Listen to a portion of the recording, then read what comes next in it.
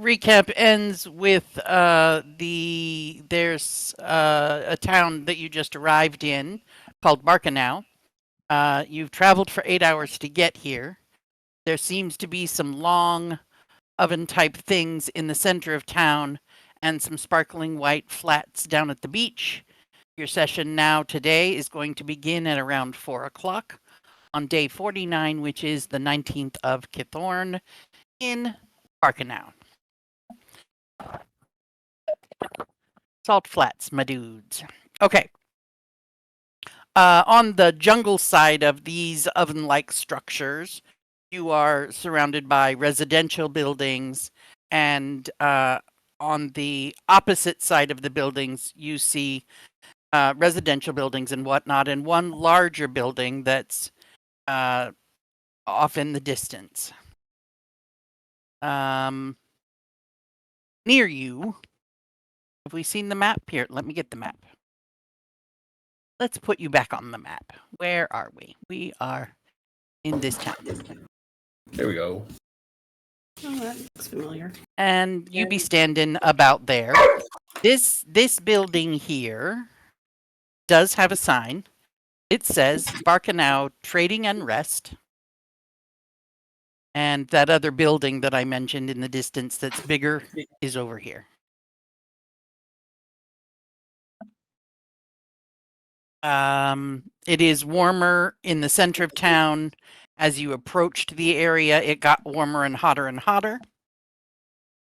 And that's pretty much what's going on. And then as you've wind and we wove your way in through town using these little roads between the structures, you eventually made your way to here.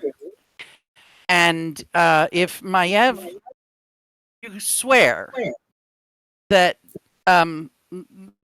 Professor Boy was right behind you just a second ago. Just a minute ago, he said something about the smell or the heat or something, and you turned around to ask him what he was babbling about, and there he did not stand. On the ground, however, where you expected to see him, there is this little tangled up, knotted bit of metal, chain-like, scale-covered thing that you've seen Aste playing with periodically. Yes, exactly. And it is currently on the ground in the dust, right behind you where his footprints are, but then there is no him.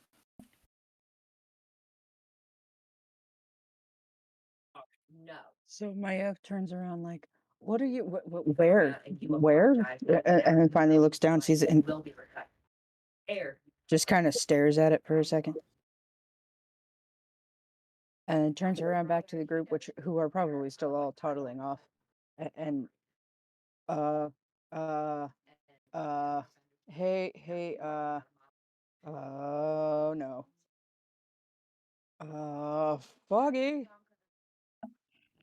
Yeah. ashtray's gone. I just start looking around. This is like a moonbeam just gone in the wind. Yeah. Yeah, I imagine everybody would have heard me, but I think Foggy is muted. That could Yes, be why. Foggy is muted. I totally am, yes.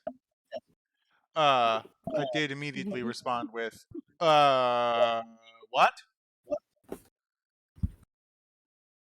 And Samity's looking around like, what do you mean Gesturing. he's gone? He was right behind you. Where'd he go? Just kind of gesture. Gestures at the empty space where he was standing. See footprints. Okay. He did kind of just blip in, right? I mean, maybe. I don't Per know his what this description of thing. arriving Wait, here, wasn't he he playing was... with that before? Yeah, that's his little thing. Great Can gift, he Dust. turn into the thing? I don't know if he normally turns into the thing, how is he then sometimes holding the thing? That doesn't make much sense to me.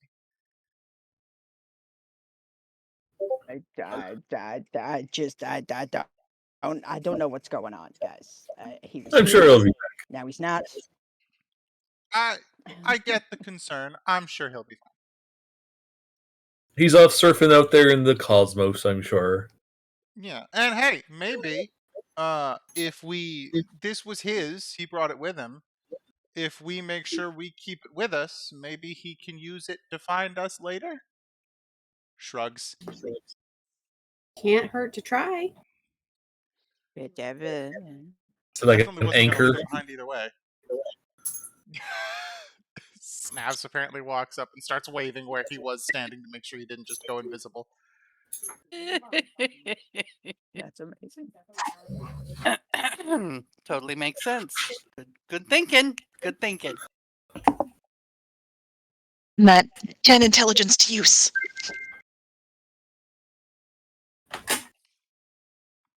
All right, well, you're in a town. Wait. You're You guys down a have party member. intelligence.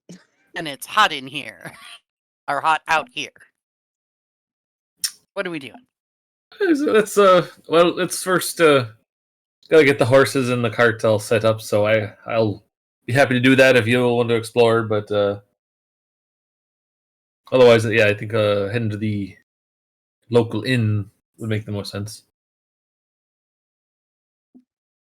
But I'll take Wine Drinker and Jezebel over. So that would be this building here that has the sign that says Barkanau Trading and Rest. All right.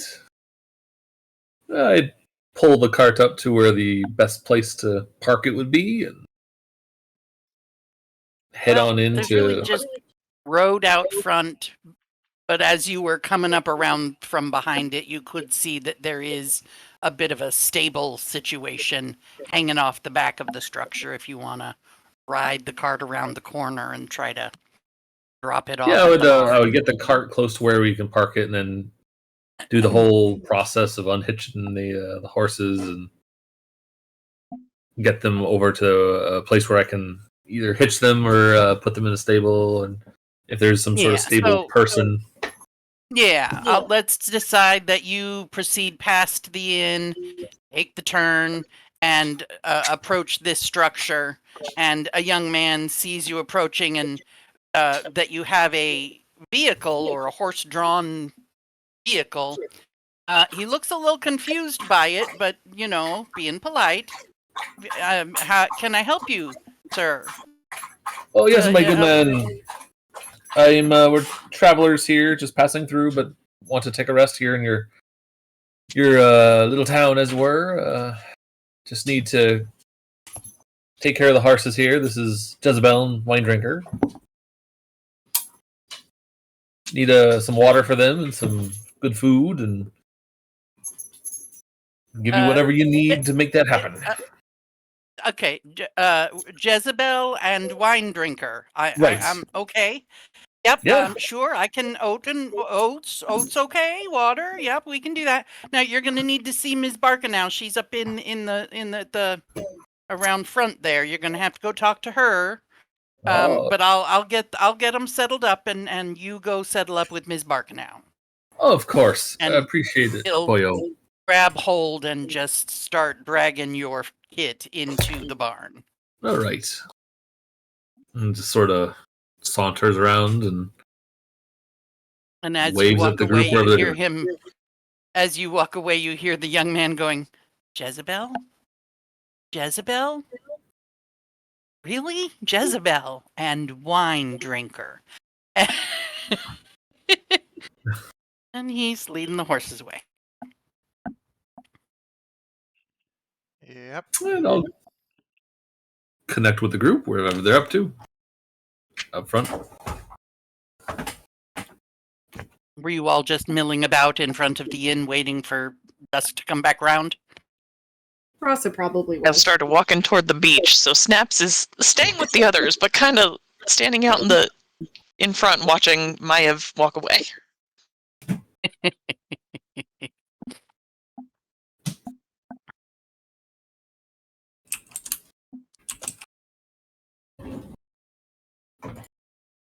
Down to the water. Great. As you approach the water, Maiev, you recognize that these big, wide, flat, sparkly spaces of white have like ruts in them. Where the ones on this end of the beach are bright, sparkly white, and the ones at this end of the beach are broken up a little bit, and you see like almost in rows, like as if someone were planting corn or something. It's broken up in these rows in sections, and it's been tilled up and disturbed in such a way that it's not quite as bright white anymore. And there are a couple of people out on the different areas, either flinging buckets of liquid or following a horse or mule of some sort with what appears to be farming tools, dragging ruts into and breaking up these crusty white surfaces. And the water is, at this point on the coastline, you are getting pretty close to the southern end of the continent. And so this is the most waves you have actually ever witnessed on this continent. Like, it's almost surfable. If there were such a thing as surfing where you come from. But like you could those waves could carry a body in, you know. It's really quite impressive amount of water movement up toward the sand. Dusk would look at the water and just Okay. sort of trepidatious, I would think, because where he comes from, there's not And nearly that much water.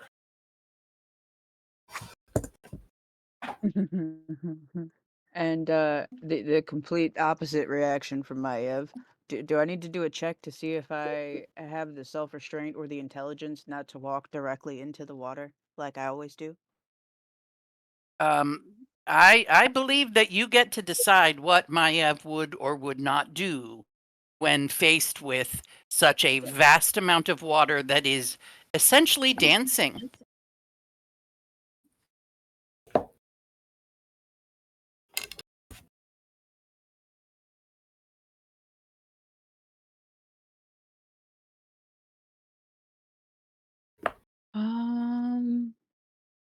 Hmm.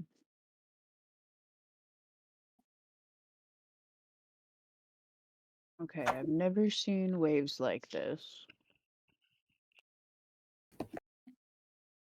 I want to know what's under the water.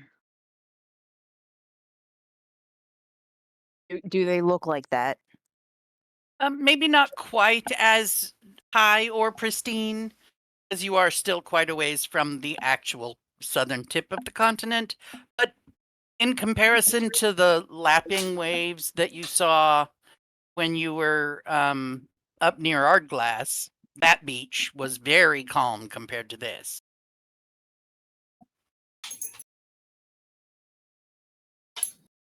Okay. Okay. I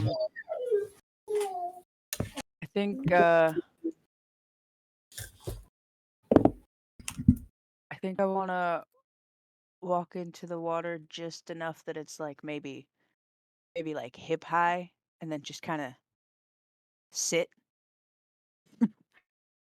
Well, and I would and say, see if there's anything yeah, interesting in the water. once you get into the water, at least knee deep, you are going to need to do a check of some sort. Let's see what that would be. That would be, is it Constitution to not get dizzy? Yeah. Yeah, because as soon as you get out about knee deep and then look down, your brain and your inner ear are suddenly very upset because the world is moving out from under your feet, but your body isn't actually moving. So there's this disconnect between what you see as movement and what you feel as non-movement. It's a little nauseating and a little Okay, dizzying. So okay. let's You have said a Constitution saving throw. Yeah, why not? A lot. I don't have enough brain to do math, but 17 plus 7. Okay, cool.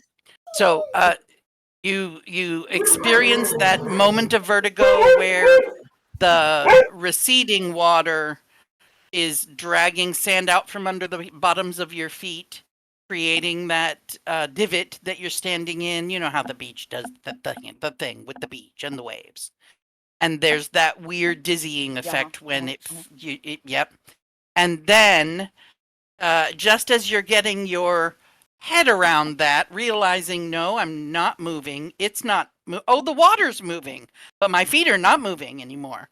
And as you begin to understand that, a wave about, I'd say chest high, catches up and crashes into you.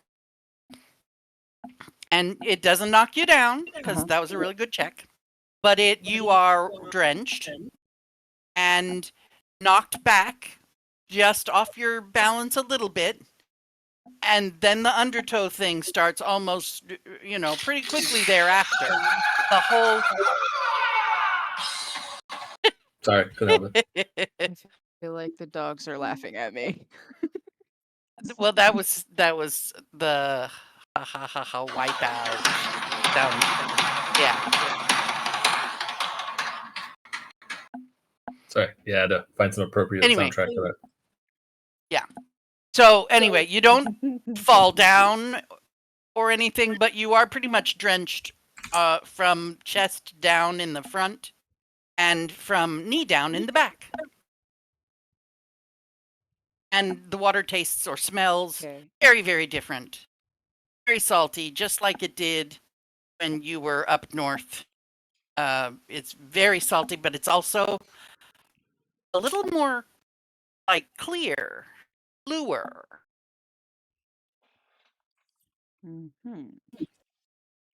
Okay. So I didn't fall over. Nope. And about 3/4 of my body is wet, so I'm just gonna go ahead, sit down, wait for the next wave, and see if I can see anything under the water. Cool. The next wave will curl over your head. If you didn't have that necklace on, you would be choking like a mad woman. The salt stings your eyes pretty damn bad. There don't seem to be fish of any sort in this choppy water. But there definitely is some plant life under here that's sort of sloshing around in the waves, getting tossed about. And you may or may not have noticed little piles of seaweed here and there along the shore. It's pretty much just a really pretty, clear, nice beach.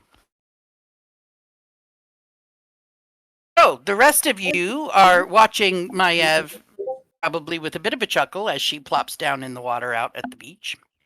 None of the people working the salt flats seem bothered by your presence. They didn't get upset about you traipsing across the salt flats in any way.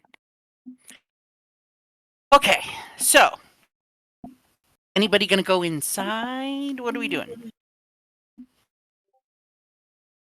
Yeah, I gotta settle up with Ms. Barker now, apparently. Yeah. Stride through the doors. Get a lay of the land. As you enter, you are greeted by a very mature woman with a very colorful cloth wrappy thingy covering most of her hair, piled pretty high on top there. The head wrappy thing is smudged with what looks like red dust or dirt on one side and something that looks kind of blue and muddy on the other side. It's like she, instead of having an apron, she wipes on top of her head. There's just all kinds of shit smeared on this thing on her head. She also has various colors smeared on her cheek and on her forehead in a couple of places. And she says, "Good evening to you. How many did you buy? I'll start getting the crates ready for you. Euphemia can help you find your matches." Bye. Yes, how many did you purchase?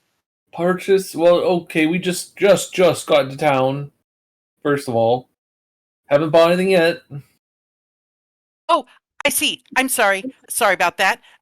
So you just want the regular sets then, without the casserole dishes? That's fine. That's perfectly fine, of course. You just take a look here and bring me a cup or a saucer from whichever set you want, and I'll get it all put together for you while you have some breakfast upstairs. How about that? Or no, I guess that would be some dinner upstairs. How about that? Rasa has the most And- perplexed look on her face. Just for the 'Cause moment. she ain't got a flipping clue. Does the casserole As dish come with she's- casserole in it? So as she's saying all of that, she has gestured toward the shelves along the wall behind you that display several sets of matching dinnerware that have been glazed with a very unusual, speckly, drippy pattern on them. And Rasa, actually, as soon as you turn around and land your eyeballs on this shit, the lights will come on. As a noble, you are going to recognize the style and pattern of this pottery as an extremely valuable commodity on the continent of Faerun. And that would be why the name of this town seemed familiar to you. Oh. I don't know, I think maybe I do have a peach or some pots. Well, as Did I make wonderful. pots show up on your screen? Screen? No. Did No. I make the pots show up on your Not screen? in Show Roll20. to Not yet. pictures. Not yet. How do I do it? I think it's Control Z or Shift Z. If it's on the GM layer, it'll pop up on our screen. No, it's an attachment in the Oh, handout. in the journal, there is a option to show to everyone or something like. Be edited by name. In players' journals, all players.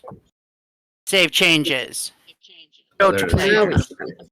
There it is. Ah ha ha ha. Gotcha. There you go.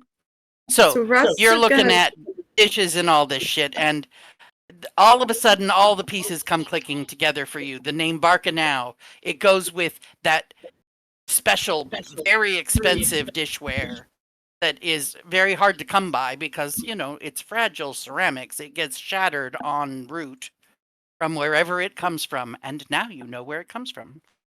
Yeah, so Rasa would probably go and like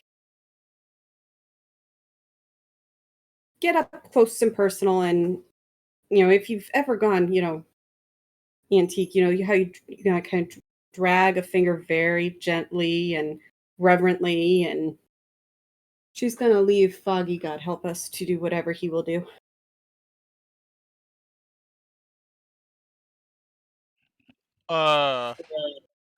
I do not appreciate the subtle bull in a china shop joke. Or not Foggy, sorry, Dusk, because Dusk Okay. was in there with her.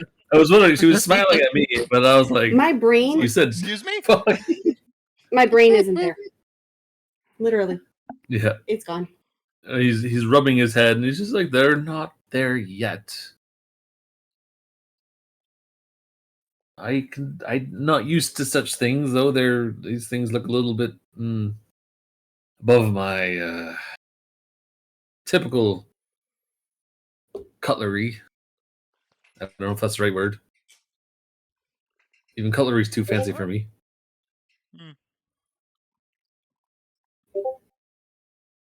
Well, these are the options that you are. I'm sorry, I'm a little confused. You didn't buy any beans, and Nope. you weren't coming here to buy the dishes. What are you doing in No. Barcanau? We're not merchants. We're just travelers. We're just passing through. Well, that's forgive me for saying, but that's a little odd. I believe we've that doesn't heard happen that a lot. idea. I believe we've heard that idea. What, 6 times in our journey across this route? Of people just Well, it going, is And it "You're is the not a trade merchant." road. Yeah, I suppose Right. that's fair. It is a trade route. Generally, people upon this route are engaged in some sort of trade, and often when they are here in Barcanau, it is to purchase the Either large sole amounts of export stuff and of the town of Barcanau, which are these. yeah. Which, uh, uh, okay, so these are my pots. They're different and unique compared to most pots you might have seen elsewhere in the world because I invented this glazing method. If you look at the pots, see how there's a couple different colors going on, but see how there's that weird drippy effect going on here? Yeah. And Huh? she points to that one that's middle of the right-hand side of the document I showed you. That's like a very pale blue with a dark blue streaky thing on it. And she explains that this happens when you glaze, and then, while it's in the oven, add salt. And all Okay. kinds of hell breaks loose in the ovens, and they come out like this. And so, salt flats, we built our kilns, and pretty much the town has developed around the kiln now. I say that, but I request your discretion. We're listening. Or at least I am. Well, you see, my brother, you know how it is. Sometimes it's just best to let a person believe what they want to believe, right? Yeah. And so, the reason that all of the trade happens in Barcanau is a result of my brother's production in the kitchens. And Okay. my pots are just a side effect.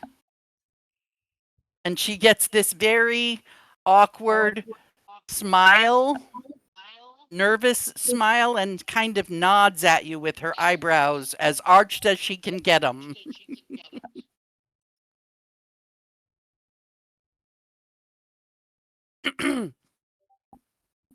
And Dusk's got no idea what's going on. And you're the one she was trying to talk to. No. Like, wait. You want. So. What? What? Okay. The context clues. I'm not very good with context clues. Okay. My brother Hubert. Right, okay, we have If a you name. look That's out the good. door there, across on the other side of the kilns, you see that one tall building over there. Right. Yeah. That's my brother's place. Right, okay, got it. And yeah, and he believes in his heart of hearts, and partly because my father told him, that this whole town developed as a result of his very, very famous baked beans. Beans. Famous Yes. beans. When my father Not the pottery. was ailing, he sent my brother to come take care of me, and my brother ever so sweetly deigned to package his beans in pots that I made to help me sell my pots. Oh. And then she's like winking at you in that way. Yeah. Wink, wink. So my Right. brother takes very good care of me, you see. Yeah. And you hear this horribly loud, snorting scoff come from the back room. Hmm. Well. So. So That normally makes more the sense. traders will come to town. They will stop off at my brother's kitchens.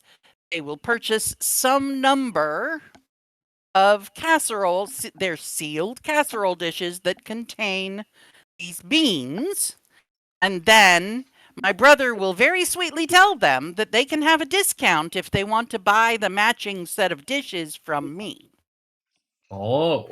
See, I And feel then they bring the casserole dish full of beans over here. My daughter Effie and I, sorry, I misspoke. My daughter Euphemia and I, and you hear from the back room, Mom! Yeah. Sorry.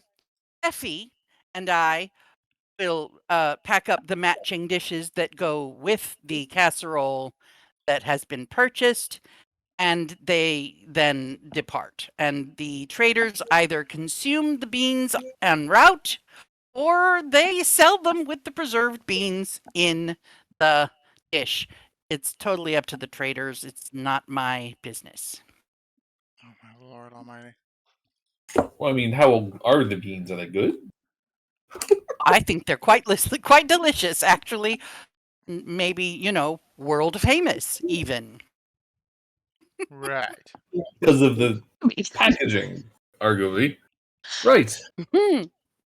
I mean, if you sell something that's pretty good and give it something, a fantastic container to move it around in, I mean, that's reusable and economical, The- and Sure. that's a big word and, for that's a big word for and that. pretty. And pretty. And they're I very mean, pretty. it seems like there's a symbiotic relationship here with your two.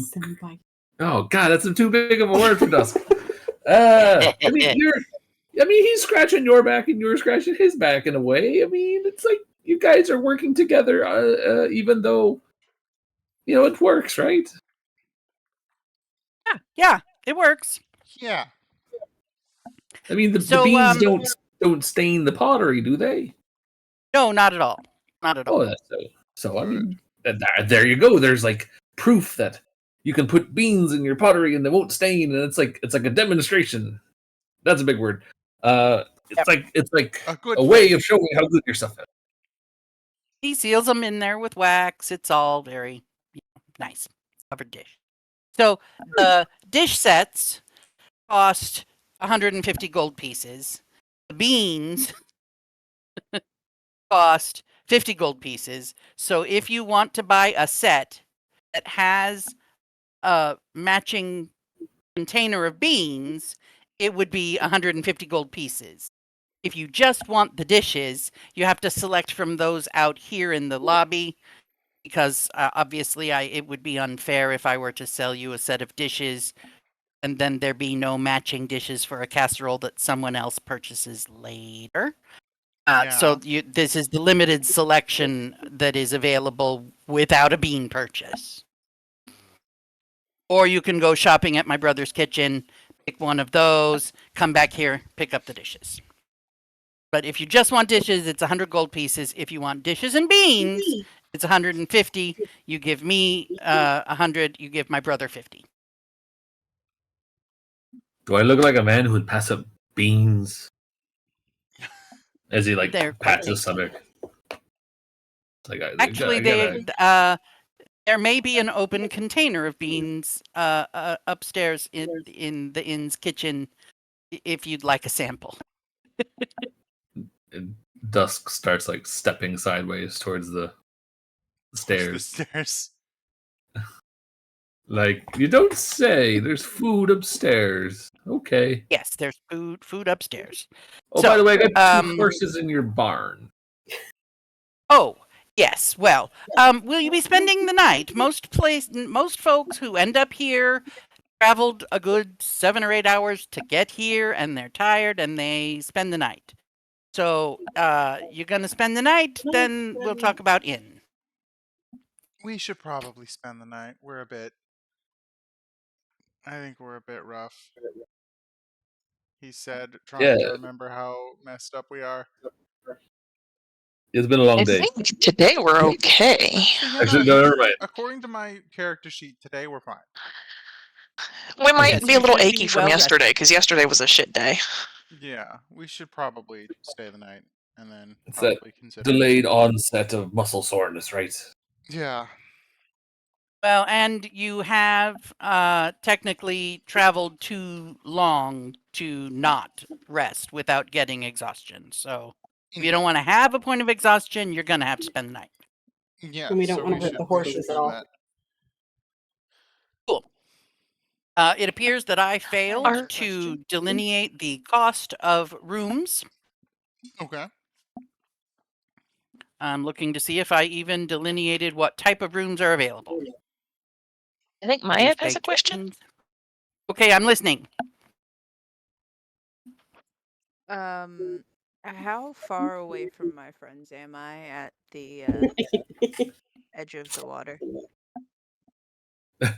I would say 50. This building is probably 15, 30, 45, plus 45, plus 45. What's 4 times 45? 180. 180 feet. Oh, yeah. The trick, yeah, never mind. Cool. So how do the people working on the salt flats react to me pointing my finger and just kind of talking in various different directions? Because message only reaches 120 feet.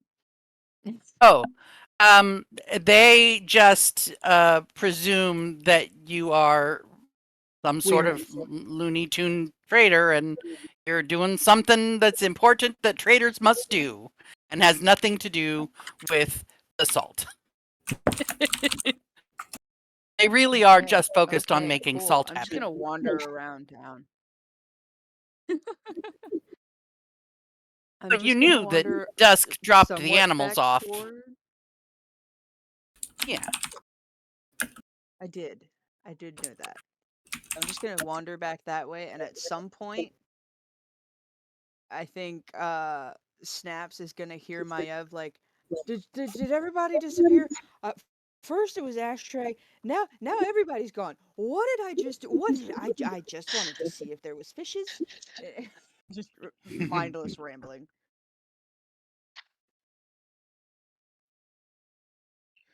Hey, Mama. Yeah. Can you check DMs? It has nothing to do with the campaign. Also, I just realized the nickname thing happened. I didn't realize it earlier.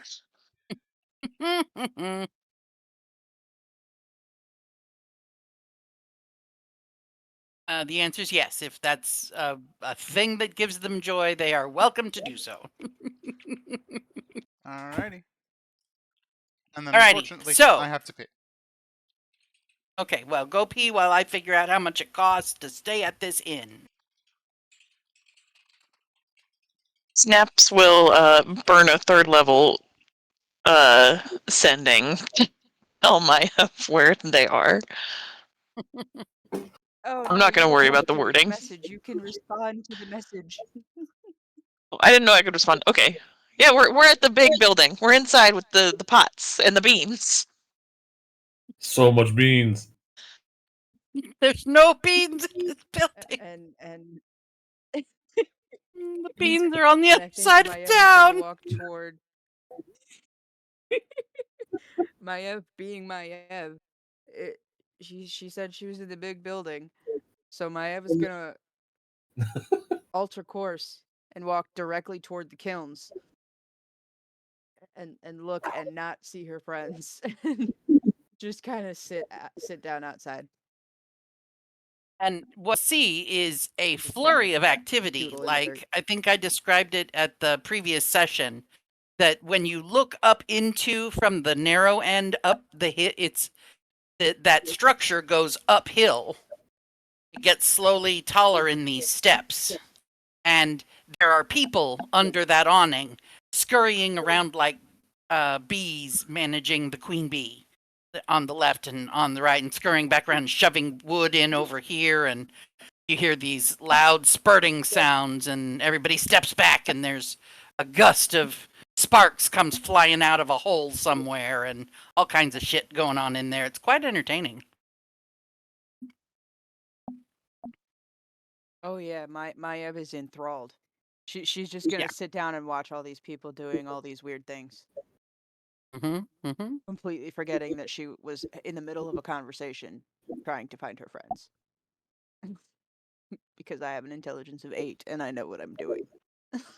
Yes. So, I imagine this that woman. Yes. What? I imagine that the pots that are in the store for sale. This seems like a bulk place that specializes in casserole dishes. So Snaps is looking around. I don't imagine she's gonna find like some mugs. Yes, each of the dish sets are a service for 8, I believe, and they contain 2 sizes of plates, a bowl, and a mug-style drinking vessel, and a handle-free mug-style drinking vessel that's slightly smaller. Oh, like singletons where the rest of the set got busted, no second shelf. No. Okay, just curious.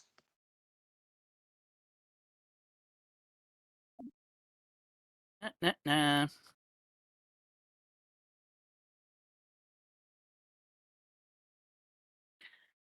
And now I forgot. Okay, so Virginia is the woman upstairs who will give you food. And apparently I never named this woman you've been chit-chatting with this morning. It's just Ms. Barkanow. I was going to say that's not Ms. Barker. It's Ms. Barkanow. So Ms. Barkanow will tell you that her daughter, Effie, will gladly pack up whatever. If you decide you want a set of dishes with a matching casserole dish, you go pick them out over at my brother's place, bring it over here, and then my daughter will pack it all up for you. And you can go and Virginia will sort you out with a meal upstairs while you're waiting. If you do decide to spend the night, it's going to be 2 silver pieces per room. There's 2 beds in each room, and the stable use is included in your room, sir. All right. You'll just need to give the stable boy, I don't know, maybe 3 silver pieces for his time when Of you course. collect your animals in the morning. Of course. By the by, you wouldn't happen to have a bottle of wine handy, would you? I'm sure Virginia has something upstairs. All right, I'll ask up there. Thank you very much.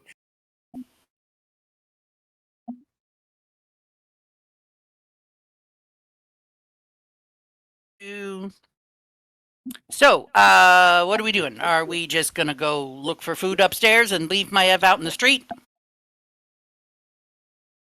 She doesn't appear after Snaps talked to her. Snaps would probably wander back out the door and start looking around for her. Like, how'd you get lost here? How does it? It is quite possible that it would be very difficult for Kitty Cat Snaps to not just sit down next to her and watch the flurry of activity.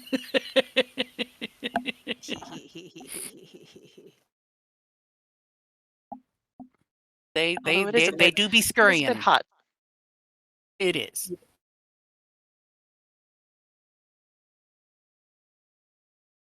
I imagine they'll wander back eventually. So you'll have to walk past Ms. Barkanow's counter to get to the stairs, to get upstairs to meet Virginia where the food is and your rooms. I'm assuming you rented rooms, you paid Ms. Barkanow for the rooms. Did we do that? How Did many rooms will somebody we- take 6? Yeah. Somebody needs to take 6 silver, or everybody needs to work out who's going to pay the total of 6 silver to have 6 beds. Unless you need more than 6 beds. Sincere You are apologies. I'm 7 back. people? Oh, Except sorry, Dusty Gregory. We isn't just here, so went on it's- without you. It's okay. I'll live. So there's 6. no Aste. So So including it's the Samity, original there are still 5 6 and then of you. Samity. Yeah. I'll take 6 out So you of just all need of 3 rooms. So that's And 6 one will silver. be a or co-ed no? room. 6 silver. All right, I'll take it out of mine. Just plop it down on the counter and say, And she'll gesture to the stairs. Virginia's up there. She'll get you food and she'll get you set up with a room. Off you go. Enjoy. And right. again, if you want dishes, you gotta. You just have to decide whether you want the casserole dish as well. Noted. Noted. And as you slip past her little counter, you get a glimpse off to the side, opposite her counter, of like a little doorway and a young teenage girl with really curly red hair poking out in all directions, sweating like a pig, doing something with clay that is not making a pot. It looks a little something like a tree, maybe. And she is just smeared in every which way you can imagine with the clay that she is manipulating with her hands to make this tree-like shape.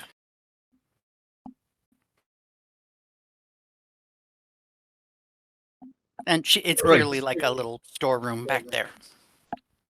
I would just say, well, hello there, lass.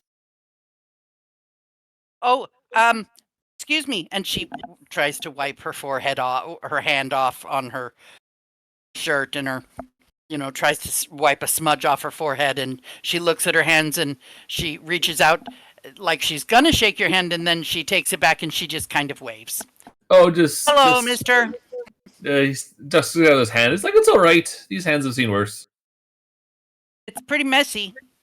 And Oh. she will grab your hand, and there is a squelching sensation. Not really all that pleasant. Like dusk hearthfire. Nice to meet you. I'm Effie. Effie Barkanow. Very nice to meet you as well. All right. We met your mom downstairs. Yeah, you're on the same level as Mom. Other You're room. just walking past, but yeah, Other room. over Sorry. there.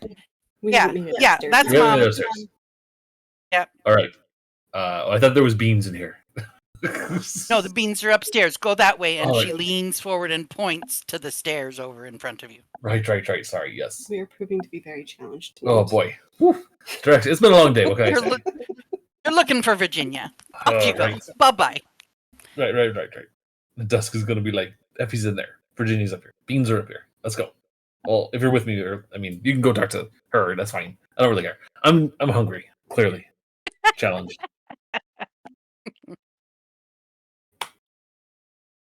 Yes, West. It was 8 place settings plus the casserole dish for 150 gold piece. If you don't want the casserole dish full of beans, it's 100. So I wasn't thinking we'd want to carry pottery with us, but then I'm like, well, we're heading home anyway eventually, and we're gonna need dishes there eventually. Yeah, and they will get packed for you because these are these people normally service traders, so it gets packed for moving. Giving it a second thought. Well, you could check out the kitchens in the morning if you want, or you could check out the kitchens before you go to bed tonight. It's totally up to you. Jax. Oh, good lord, dog. Well, can you go intercede? So Virginia will greet you as you get upstairs. Ms. Barkanow will shout up the stairs, Virginia, I got a group coming up. Just let them, feed them, bed them, do the thing. And so you are greeted by a very sweet lady who offers to feed you pretty much anything she has in the kitchen and cracks open a bottle of wine upon request. And yes, in fact, she does have some baked beans on offer. And they're quite tasty.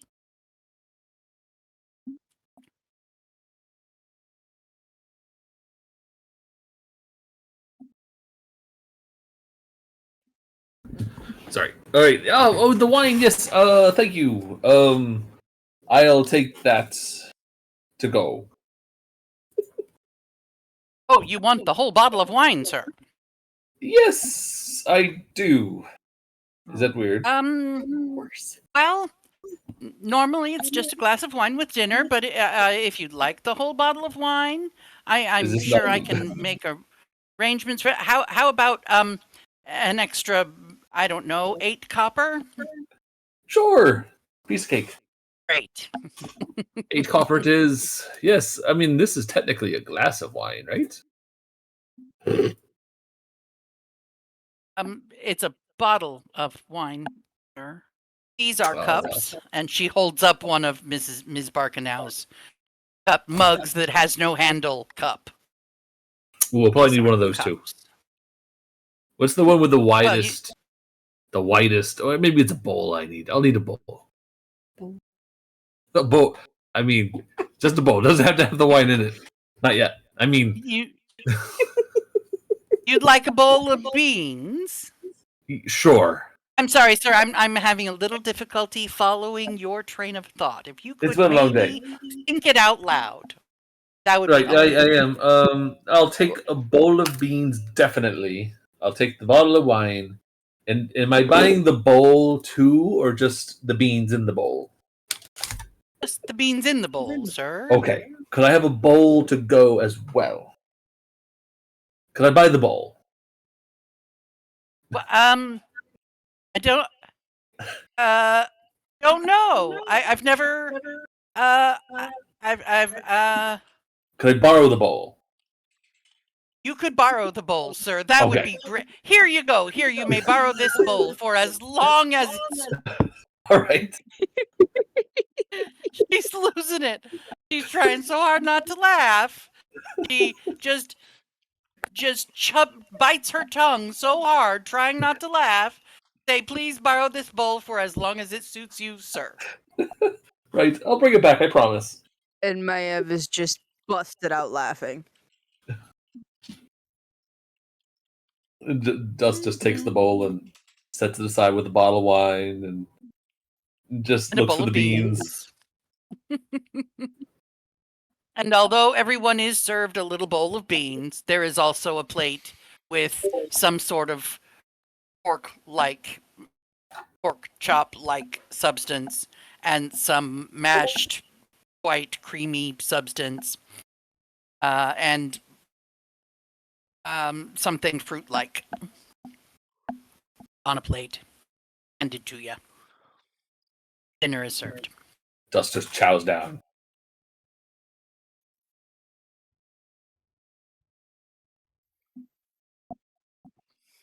These are good beans.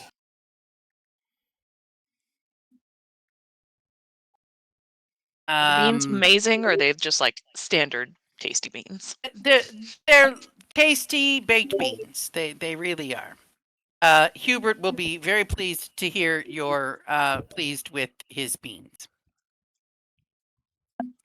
And Dusk will just Now, the good kinda thing to turn- know is that this particular batch of beans was actually cooked 4 weeks ago. But because of the way they seal them up in those casserole dishes for travel, It's like they're fresh as daisies, like he just made them today. Dusk will kind of turn to his comrades and just sort of whisper, I don't actually remember what beans taste like, but these are great.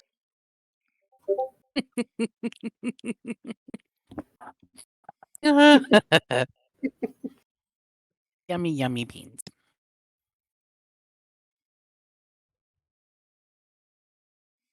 And I'm sorry, Ashley West, did you make the Bean Me Up Scotty, or did you find the Bean Me Up Scotty? I found the Bean Me Up, Scotty. How did somebody create? What How? in the world How about happened why? that someone felt? Yes, that's what I mean. What in the world happened that led someone to create that? The bean fandom is very interesting. I have a friend Yes. who loves beans. Mm. That's great. I mean, I like beans and all, but really. Alrighty, so dinner is tasty, wine is tasty. What are we doing? Were you gonna go feed wine? That was. It was okay. I don't think our PM has really thought together yet. Sorry. So,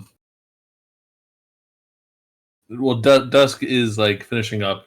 He's like, I mean, I don't mean to hog the wine here, but if any of you want some, you can have some. But It's spoken for. it's already spoken for. Well, that's your Wine wine, drinker. sir, and Virginia will come over with a whole other bottle of wine. Who do you need more? Does somebody need wine? I You can have don't- wine. You get wine with your food. You bought a Oh. bottle of wine, sir. You Yeah, no, that's fine. take Okay. that bottle of wine. All I will right. give you wine with the food. Okay. Oh, super. Okay.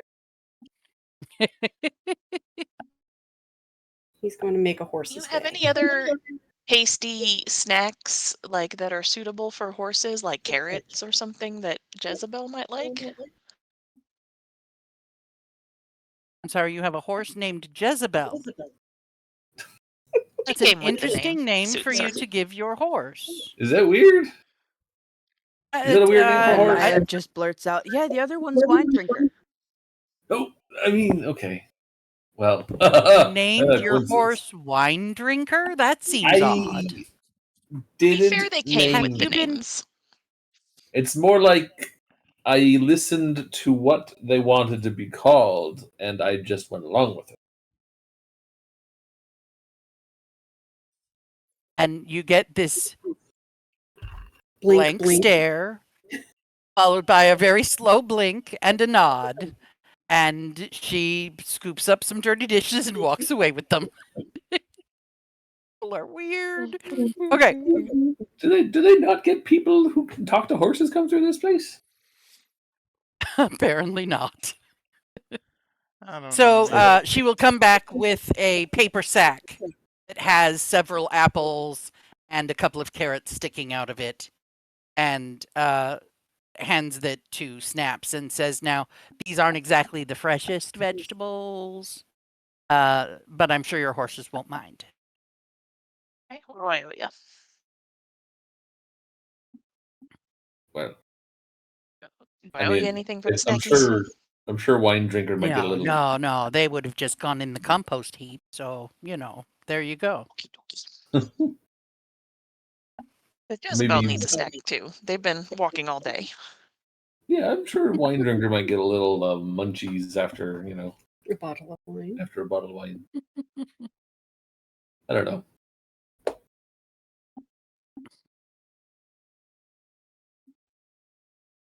But yes. Anyways, well, this is a quaint little place.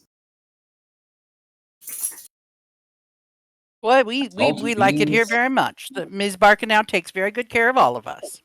That's grand. That's grand. You got salt, you got beans, you got pottery and fresh sea air. What My more could husband you ask? works down at the ovens. He works the salt stick, and That's- sometimes he just mans the wood. Very good, very good. You know, He's pretty much down there all day, and then we get as soon as the sun goes down, it's just he and I most evenings, and the younger folk do the overnights. Very good. Well, very good. I can honestly say I've never seen a place like this. And I'm more of a woodworking guy than a clay guy. Ah, I see. Well, if you want to talk art, now you should seek out Ms. Barkanow's daughter, Effie. Now, that girl has got some talent. If you want to talk about artistic, sculpture-y things, that's who you should be talking to. All right. Okay. I do my own Got it. dabbling in the art carving world, so we'll see what she's got.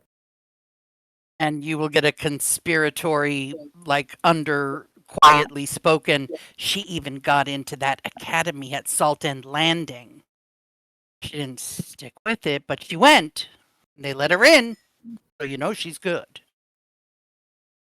She's got more smarts than probably a lot of us put together. Well, it's an art school, sir, not a smart school. Oh, well, you can't spell smart without art. Well, yes, in fact, that is true.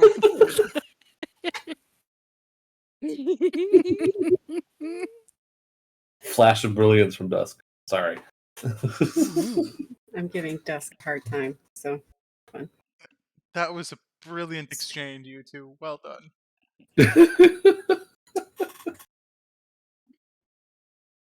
It's an art school, not a smart school. Well, you can't spell smart without art. Oh, that was fucking fantastic. They rhyme. New shirt concept unlocked.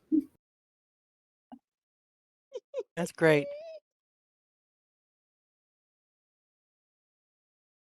I'll be sure to go talk and see what she's all about with her art, because you know, I've taken like some of the little wood figurines that he's carved out. He's like, I've got some of my own brand of art here. You know, I've been working on it for some time. Oh, those are very handsome, sir. You should definitely show those to Effie. She would be very excited to see something like that. No, blessings of saloon on you. And he hands over like a little moon. Oh, is this for me? How sweet! course. Isn't that love? I could put that on a little string and wear. I better not tell my now. You gotta tell my husband it's just a gift. It's not anything special now. Oh, just a gift, not a you know, right. proposal, not a more like just a token of thanks for your hospitality. The Moon Maiden will smile upon you for helping us weary travelers, wanderers, if you will. All righty. Well, I thank you, and I thank the Moon Maiden. Woohoo! All right, now you finish up your supper. I got some berries with cream on them, if you like, for dessert. And then y'all can make your way. Your rooms are around that way to the left, and it's 3 rooms right in a row. Those first 3 rooms on the left. Okay. Right. And I'll just go put some fresh sheets on the beds. And she wanders off to go make up your rooms. A question for the DM. Now, Yes. through that entire conversation, Maiev, go first. Sorry. Yes. was I talking over something? Nope, you're good. Through the entire art not smart conversation, Maev's wonderful comfy pants were just like splayed open because she's still wet from the water. The tattoos are just boldly on display.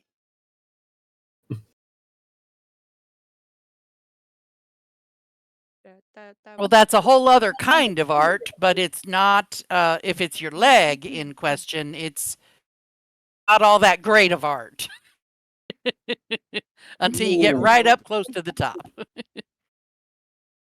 Everyone's a critic. And of course, all the And they images are upside down. Upside down.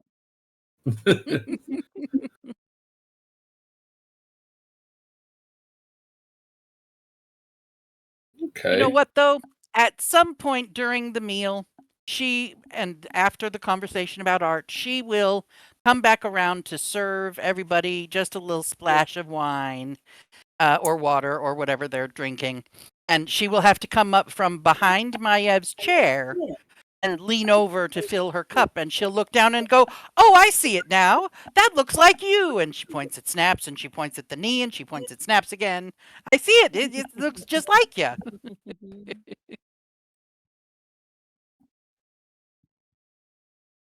It is a knee, right? Snaps is on a knee, I think. It's either Snaps or Dusk is on a knee. Sorry, child I just don't interrupted. remember. Somebody is on a knee, yes. Yeah. Where is... Did I save my to my laptop? I should have. Snaps is on a thigh. Actually, we're Ah. all on thighs, according to the picture. But the thighs are on display with the sexy pants. They sure are. They are thoroughly on display. Alrighty. So, dinner finished. Dusk goes and waters the horse in his own special waterway. Snaps is going to go drop off some carrots and apples. I have a question. You have a question. So Snaps, now that we've got this cart, is finally starting to make some headway into this Goody Two Shoes book, big shiny book that she's got, and she's starting to learn some stuff from it and get the idea that being a good person is like an active choice that you make and all this. So, I mean, this, from what you've described, this town seems like a pretty good working town, but Snaps kind of thinks back to Dracot and how there were some people in a bad way that were up there. And so on their way into town and on her way, like when she was going to try to find Maiev, and then I guess on her way now to go make sure the horse has the snacks, she's just kind of looking around and seeing if there's any people who are not so well off, any beggars or anything. Looking for social disparity. Yes, looking for like homeless people, like anything like that. Well, I guess if when you went and sat with Maiev out by the ovens, if you had looked back over your shoulder or eyed the people out on the beach on the salt flats, you would have recognized that those people were covered in cloth very strategically. Like, I think the word is a burqa, where all that's exposed is the eyes and everything else is very tightly covered up. And they have very thick fabric wrappings from the knee down. And there's a lot of hunched over posture and limping in general. Okay. I mean, by the time that we're kind of done with dinner and giving the horses snacks, is there anybody still out there? Or they're all kind of going home, I guess. I would say that they would be, by the time you're done with dinner, it's well getting dark, and you will see that there are campfires out next to those shacks that are along the salt flats, where obviously their animals and their equipment are stored at night. And you will see them putting their stuff away and settling in to share a meal around those campfires. Okay. I'm not going to do anything at this point, but Snaps is going to try to build an awareness and start kind of looking for people like that, and also like just kind of singleton beggars or homeless folks who might need help. But yeah, for now, she's just gonna. It's late. She's not gonna wander into a camp of people at this point. Yeah, but you can tell from a distance that these folks work hard, and the work is hard, and it's clearly hard on a body. I gotcha.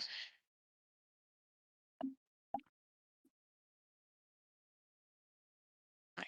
And she's gonna go back in eventually. Alrighty, are we all just going to bed? Are we ready for bed? Think Dusk will try and find a. I mean, does the campfires like make it harder to see the sky? I mean, probably not the moon, but like the light pollution, if you will. Or Well, there is he'll quite a try- bit of. Yeah, there's quite a glow coming out from under the awning where the ovens are. And there are 3 or 4 pretty wide open campfires on the shoreline.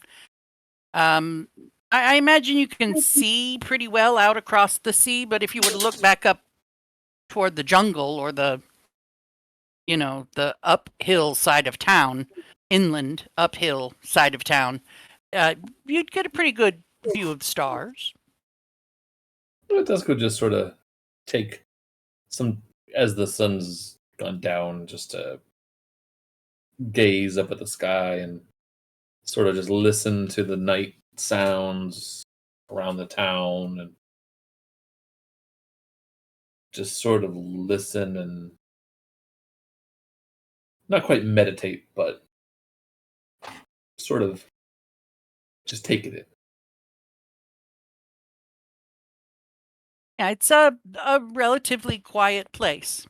There's no real raucous, bar party going on at the inn, and the surrounding jungle is pretty quiet. There's bird noise here and there, but for the most part, it's pretty quiet. It's a very calm place.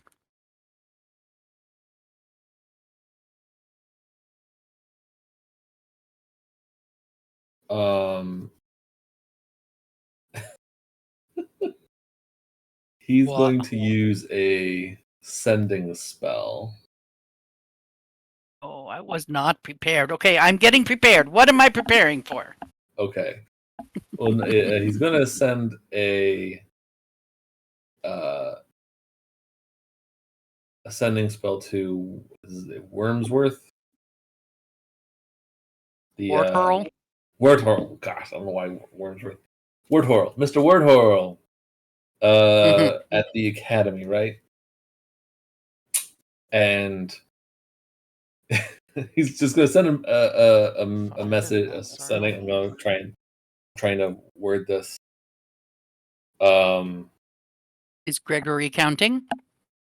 I try to do my own as well, but for Okay. confirmation. And I'm going to send him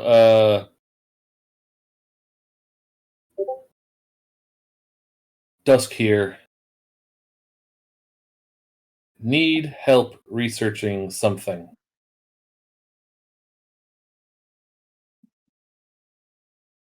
Giant centipede, bluish, creates heat, lives in cold areas. Would appreciate your help. I'll reach out again if too much.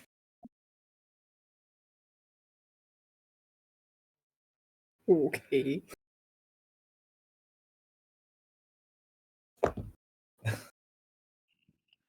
He does it. That was 25 words. Gregory? Yeah, I think that was right. Okay, you got to count for me. Yeah, I got you. Mr. Dusk.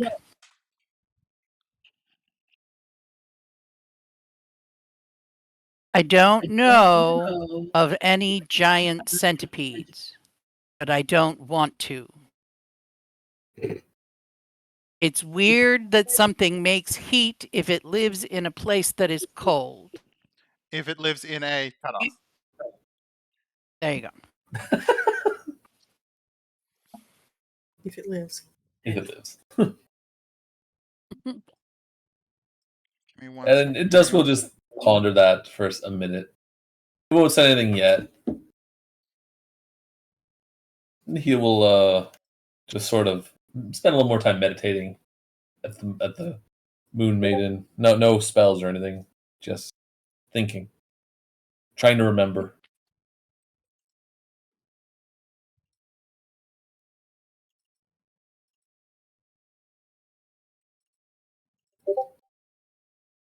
Dusk may not be smart, but I think he's wise enough to know where that sentence was going. Yeah. So, Yeah. Ashley West remembered that you guys were going to spend some time looking through your books while you right. were riding in the carriage on the way down here from Orlis, which was, We I kept think, a jumping 5-hour around trip. last Yeah. session. Yeah. We were all kind of ADHD. So, Okay, we're good now. I don't know how those books are organized exactly. I mean, can you go look up monsters that look like bugs? I don't think there would be an index of like insectoids or something. I highly doubt it. Yeah, I'm thinking you're It's just organized. sort It's of probably flipping through. organized by name, and we don't know what it's called. Yeah, Right. So and I can't remember it the. would probably be a brute So, force, sort of just Yeah, go entry by entry. Yeah, so we can decide it will take some number of days to find the answer, or I can do a random roll to determine if you ran into the answer in the last couple of days. I think there is a researching thing. Oh, but it's Damn usually it. like if you take a week to do it though. So Yeah. yeah. Let So me just maybe do a little yeah. quick random A roll. single book. Yeah, it could take however long you. Okay. I'm Yeah. going to decide it Feel will necessary. take 2 more days of browsing the books to figure out and run into and show Dusk a picture and be like, "Is this it?" And have him go, "Oh my God, that's the thing." 2 more Okay. days. All right. 'Cause I rolled a 4. Fair enough. Alrighty. So are we having morning roll around? Are we ready to move on? I'll sleep with the windows open. We all sleep with the windows open because beans. Yeah.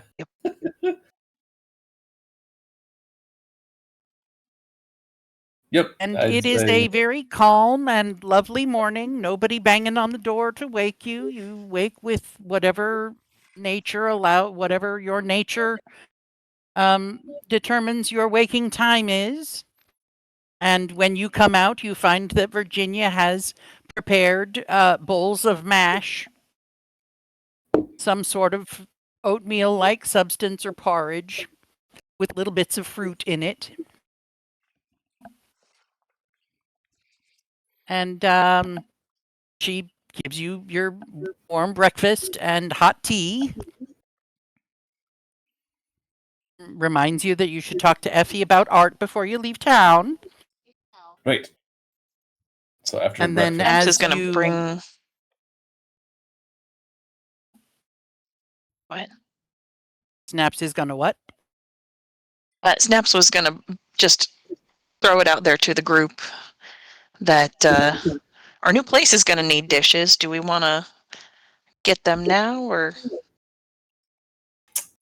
right. into that later? I'm gonna go see Effie about the art side of it. I'm okay with cut the whatever we want to call it. Is it's a good little souvenir for our little journey here, right? So we have the gold, I'm sure, to fill out our future kitchen.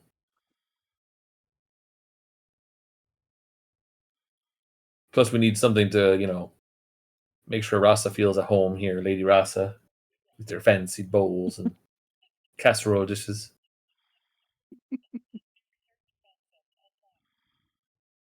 There is something very familiar about them. And Rasa would Your family basically probably just has say, 10 sets.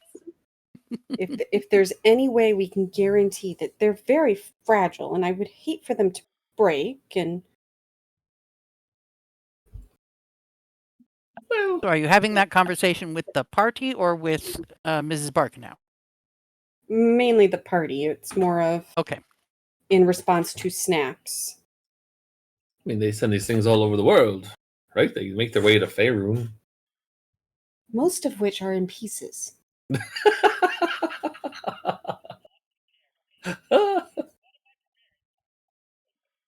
Well,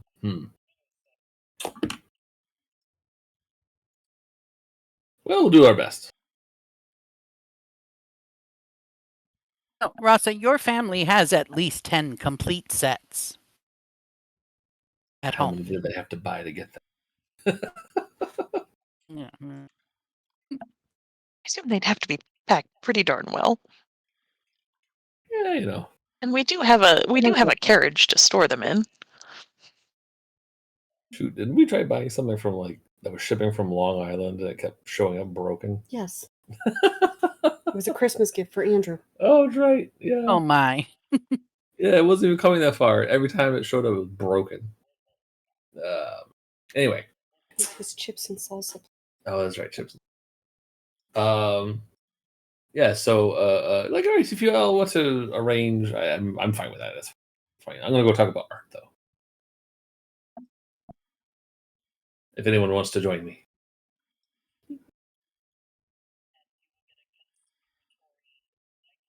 Sorry, join you for which thing now? That was a art. lot of conversation, and I'm brain dead.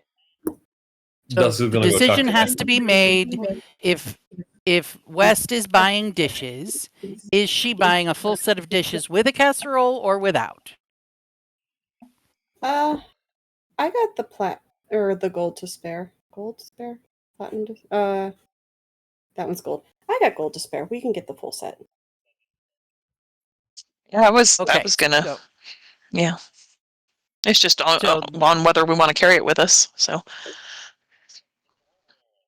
and you'll have beans to eat on the road. So you make your way downstairs. Dusk will stop off and chat with Effie, and y'all can stick around for that conversation or not. When you see Ms. Barkanow, she asks if you've made a decision about dishes. And if the answer is yes, we want a casserole dish, she will tell you you have to go to the kitchen first, buy the dish with the beans in it, come back, and then we'll pack up the matching dish set for you with it. Because they have to match. Because they have to match. And, Hubert has to think that you came for the bean. Just saying. Snaps So is I just guess gonna we'll do buy Effie the first? set for 8 minus the casserole dish. We're just gonna have them pack them up here. Unless somebody really wants the casserole dish. Well, my only thought is, how many sets do we need? It's a set of 8 place settings. And we've also called it our For place of 100. we've also opened up a barn, so to speak. Are we? That's Is he going to be enough? As Rasa goes into full party planning mode. Okay, you're some standing noble in stuff. the That's way beyond snaps. Mikasa Crystal showroom deciding about whether you're going to get some dishes for the teenage boys who live in the barn. Did not say necessarily she knew. So Right. Every day is the good China day. Yeah.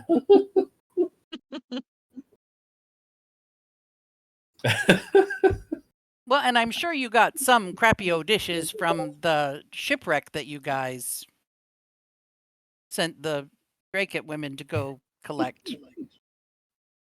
If you recall the shipwreck with all the goodies Yeah. that you found.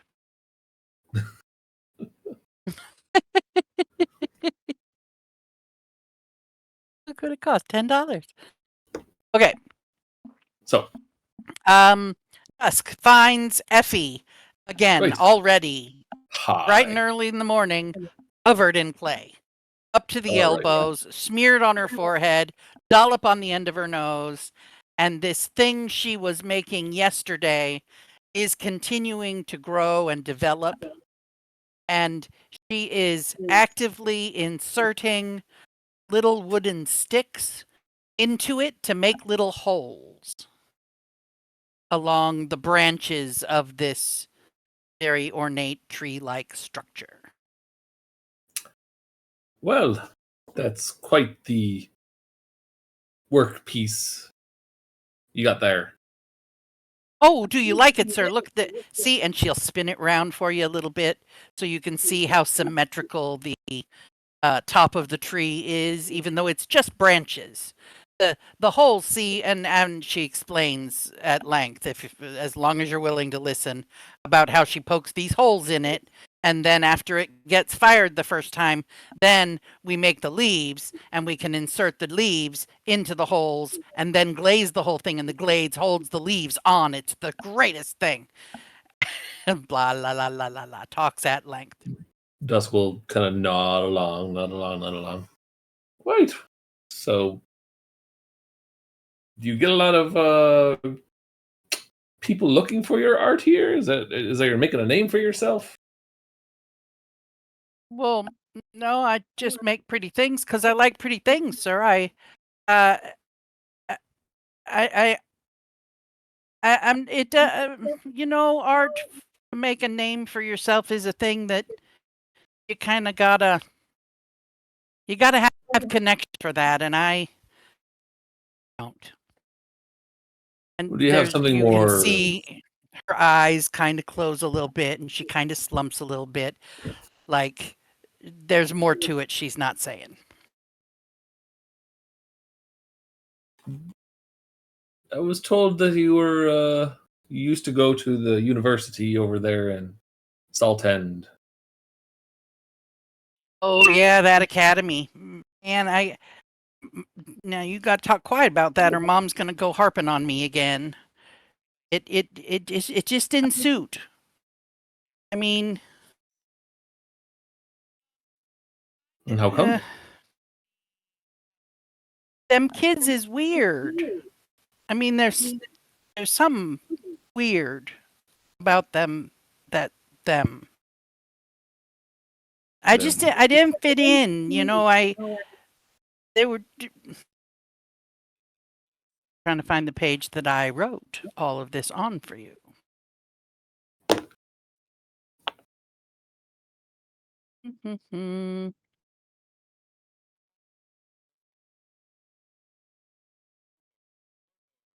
I did not write nearly as much as I thought I had. So there's something wrong with those kids. It wasn't me. It's not that I didn't fit in.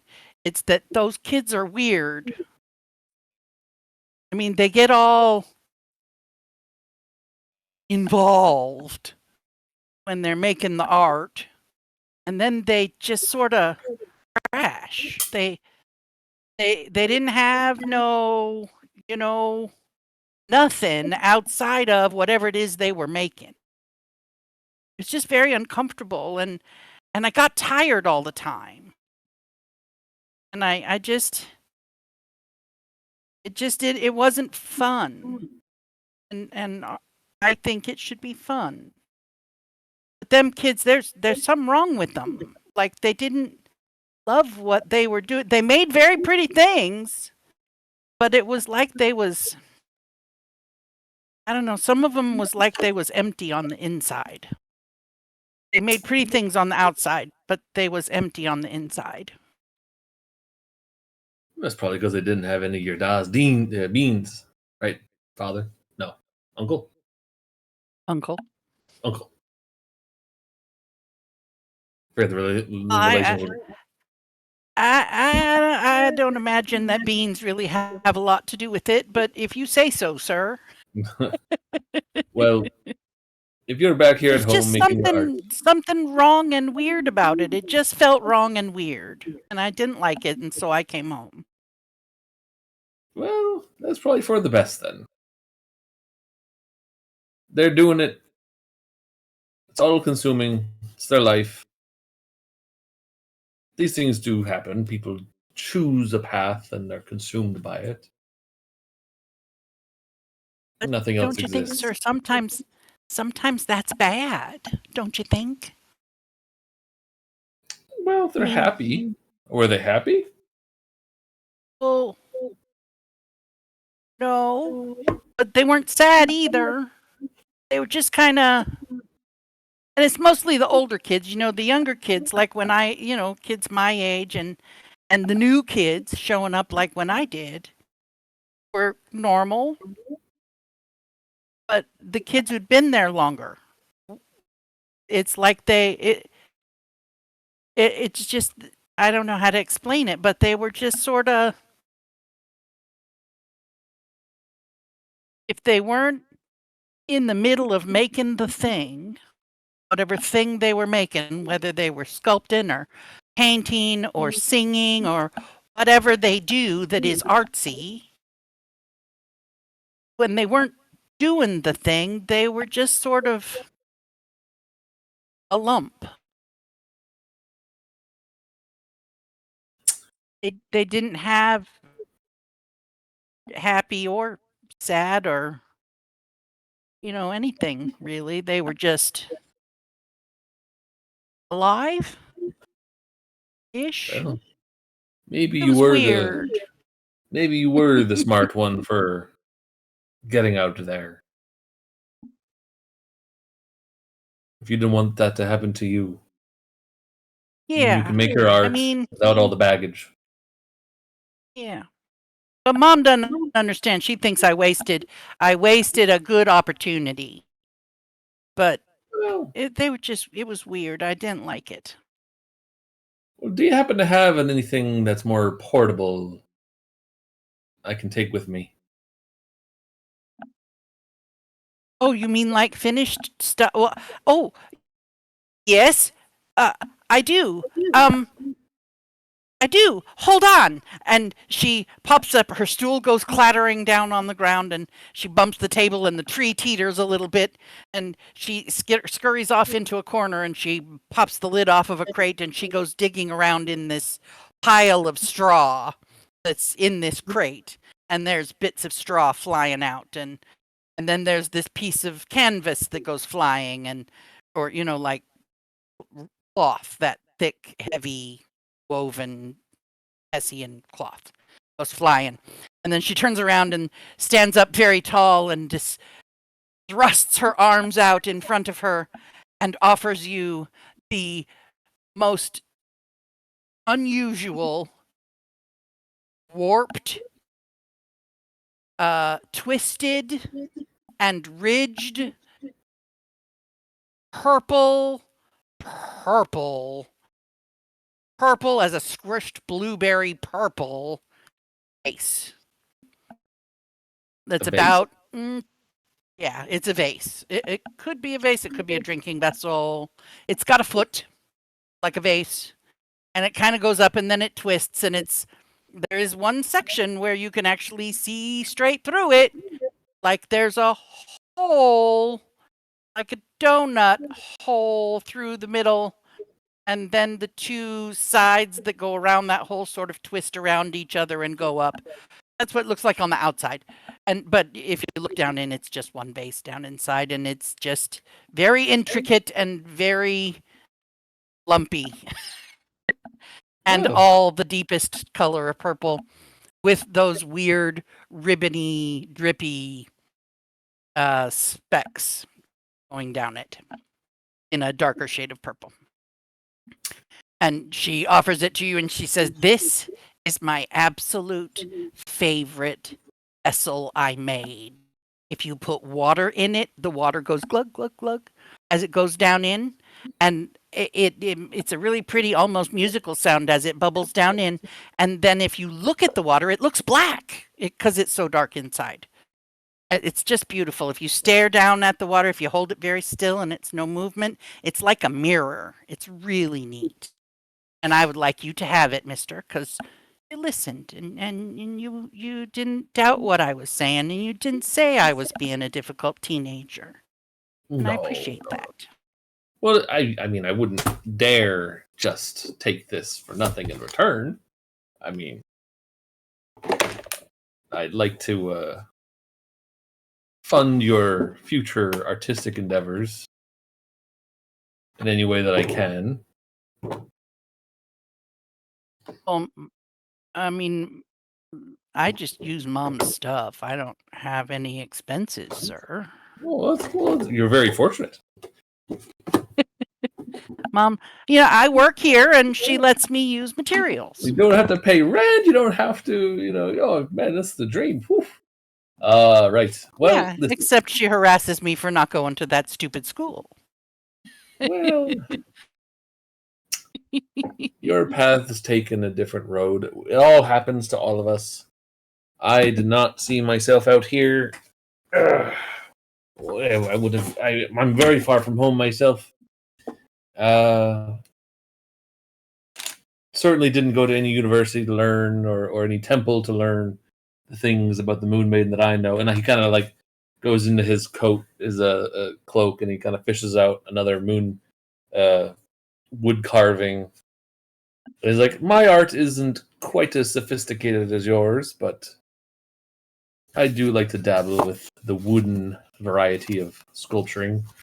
So here, have one of my own little calling cards, if you will. The Moon Maiden. This is lovely. This is very lovely and smooth and has no splinters. It's very nice and very, very handsome. What kind of wood is this? I probably got that from a forest up in what's the name of that forest, Fred? That's all the way north of where we were. Where the town of Pecan Grove was. Yeah, that direction. Up there. That I can't remember the name of it at this very moment. I got it, in the foothills of the mountains to the north of here. Oh, it's very interesting.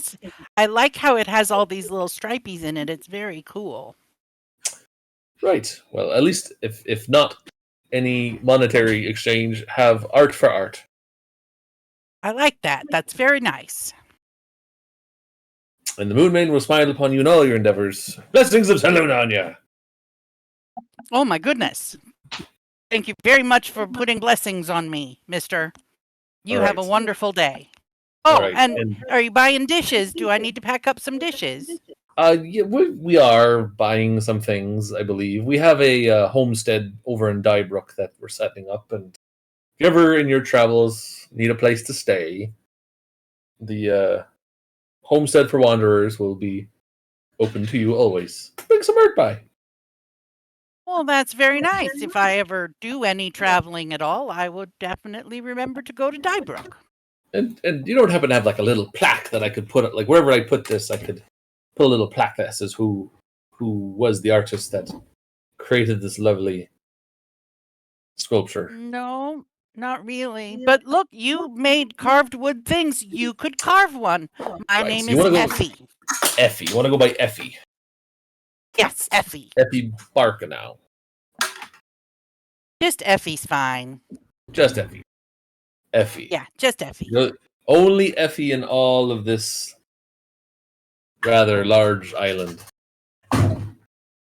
Yeah. Just want to make sure that no one gets confused. That's all right. All right, fair enough. I'll say Effie of Barkanow, perhaps.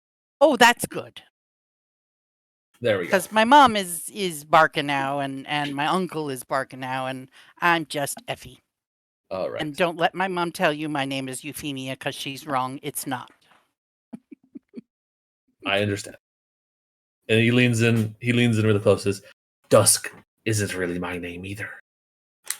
See, you have to pick your name when you get grown up. It's how it works. Yes, however, which way it ends up happening. He scratches his head, sort of chuckling to himself. It's sometimes you don't have a lot of control, and you just have to figure it out. Anyway, well, nice to meet you, Effie. I will be on my way. My companions are probably looking to get out of here on the road. Your town Okay. has been beautiful. The people have been good. And I'm sure we'll see more of your art out there in the world in due time.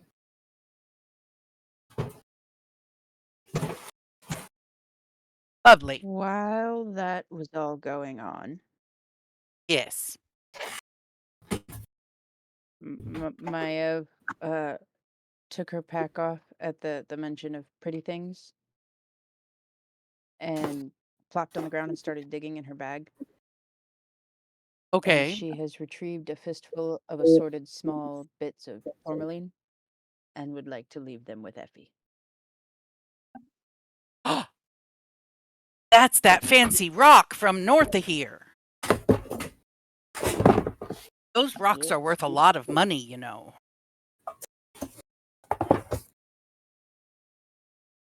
And she's just gonna like lean real close because this girl is about the age of her son at this point, and just go, yeah, I know, but you know what's worth more? Worth more than money? What's worth more than money? And she's just gonna lean just a little bit closer and like grab one of the girl's hands as she puts the jemmies in her hand, and she's just gonna say passion, and then just kind of like smile at her and just kind of tootle off with Dusk. Okay, I got passion. And I can stick these in stuff. Oh my gosh! And she gets very excited and turns around and immediately goes digging for new clay to play with.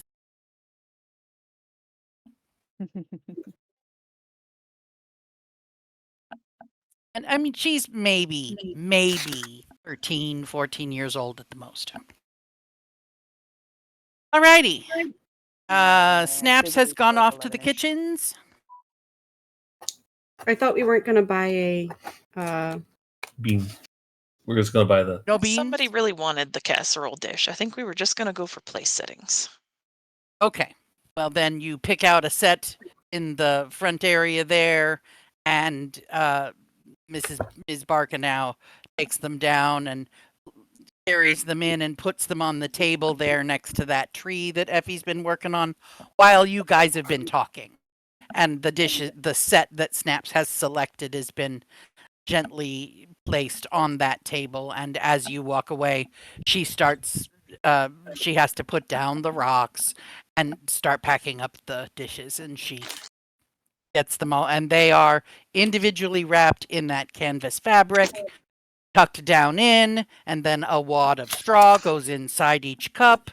And each cup is nestled inside of a mug, and each mug is nestled inside of a bowl, and the bowls are on top of the plates, and then they all are in these little compartments in a crate that has these little divider things in it. This is there. You will not have a single broken dish. woohoo. Yeah, these people have That's been doing this 100 for a gold while. pieces, yeah? Yes. Yes.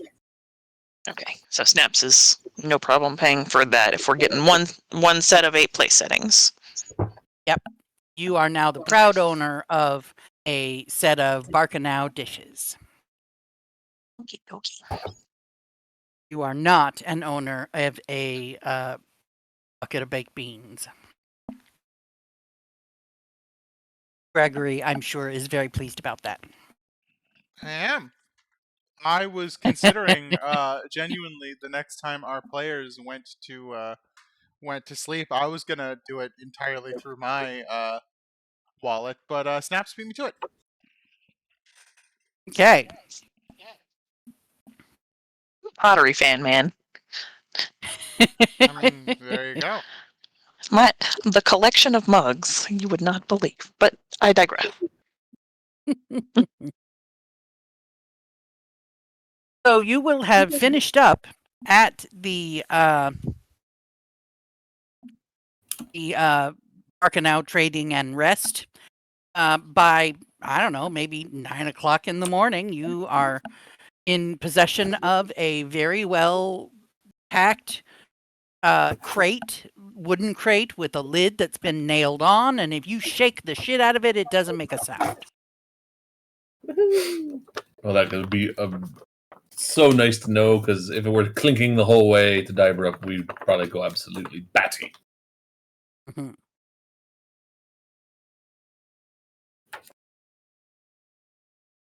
As you work your way around, you have to ride around.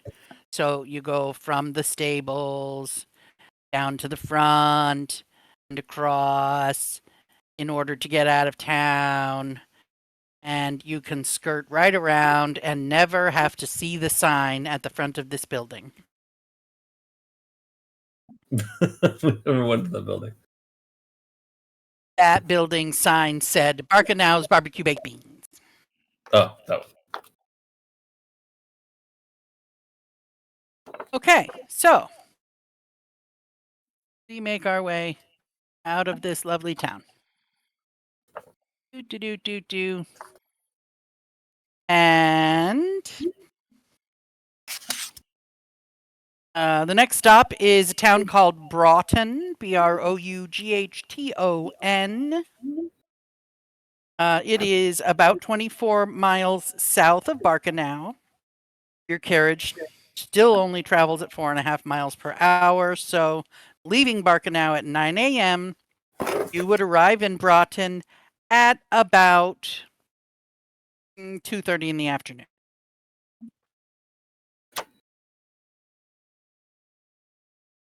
And if you give me a moment, I did not print what comes next because I really thought we were going to spend more time in that town. I'm really pleased that it did not. And Gregory, I'm sure, is very pleased that you didn't have to meet Hubert because he was not happy when he heard the reference to the beans. Wow.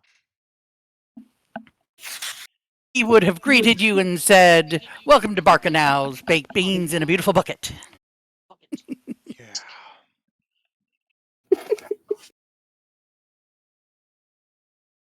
I am opening a Word document that is taking too long to open. He Here we calls go. his sister's casserole dishes buckets. Beautiful buckets. Dusk Chat is like, again. wine drinker, how you doing? You're not hungover, are you there, you old lush? Who are you talking to? Wine drinker. Ah, Dusk is just checking up on wine drinker. Just like, you're not hungover, are you? did you cast a spell to be able to understand the response? I'm not looking to understand. I'm using speech of beast and leaf just to. Oh, it's the thing she'll that just understand me, automatically but- happens. Yes, yeah. She'll understand what I'm saying, but she won't necessarily be able to respond in a way that I understand unless I cast. a spell. Got But I'm not it. gonna So do you'll that. get that sound and some head shaking. Like a reaction. Yeah. Yeah. Can we take a break while you're waiting for things to open up so that Ash can Yes, do what she's please. asking?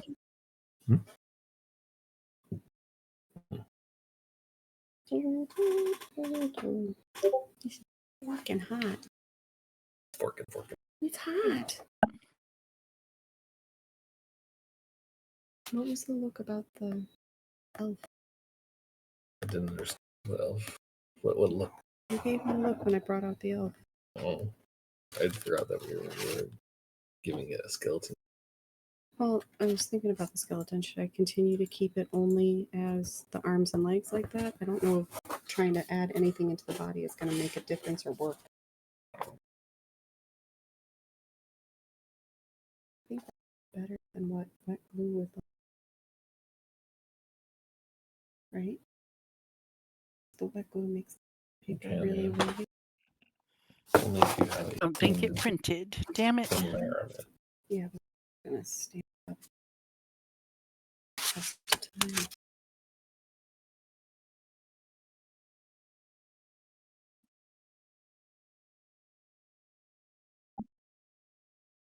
Some of these are going to need to be trimmed.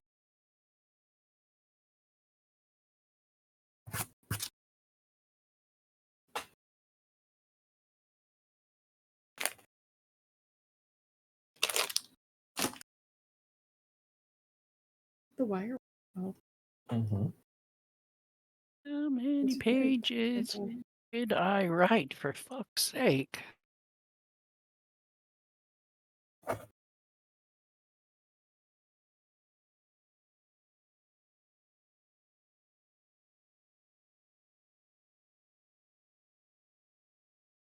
Oh, yeah.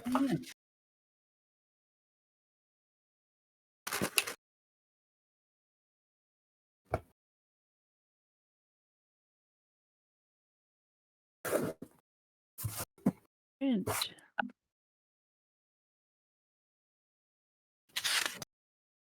Pages 1 through 8. Print.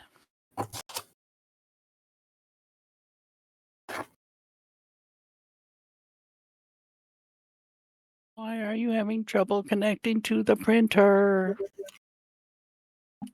Will, stick it in. Stick the glue stick in, please. Ah, there it goes. What are we glue sticking? I am making candy corn, and I'm using a hot glue gun. Just to make it easier. The Girl Scout troop my daughter Halloween is coming. Yeah. Yeah, and the Girl Scout troop that my daughter's in is going to submit a trunk for their trunk or treat event at the school. So here I am, hot gluing candy corn pieces together to make a banner of sorts that says what their troop number is.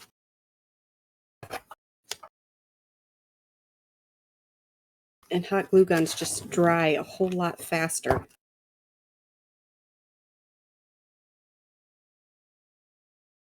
Than any other glue I know. So Yeah. it won the day.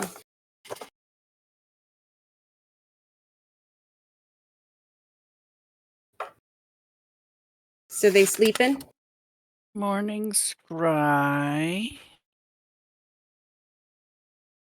One is asleep. The girls are watching probably the second or third movie, even though they were told one movie. But I don't have the energy to fight with it.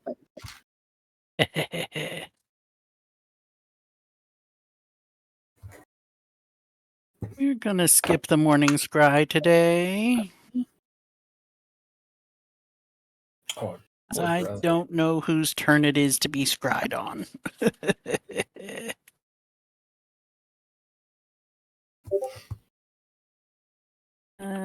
This in here. Even though 'cause I it's don't- been months for players, It has only been 2 days.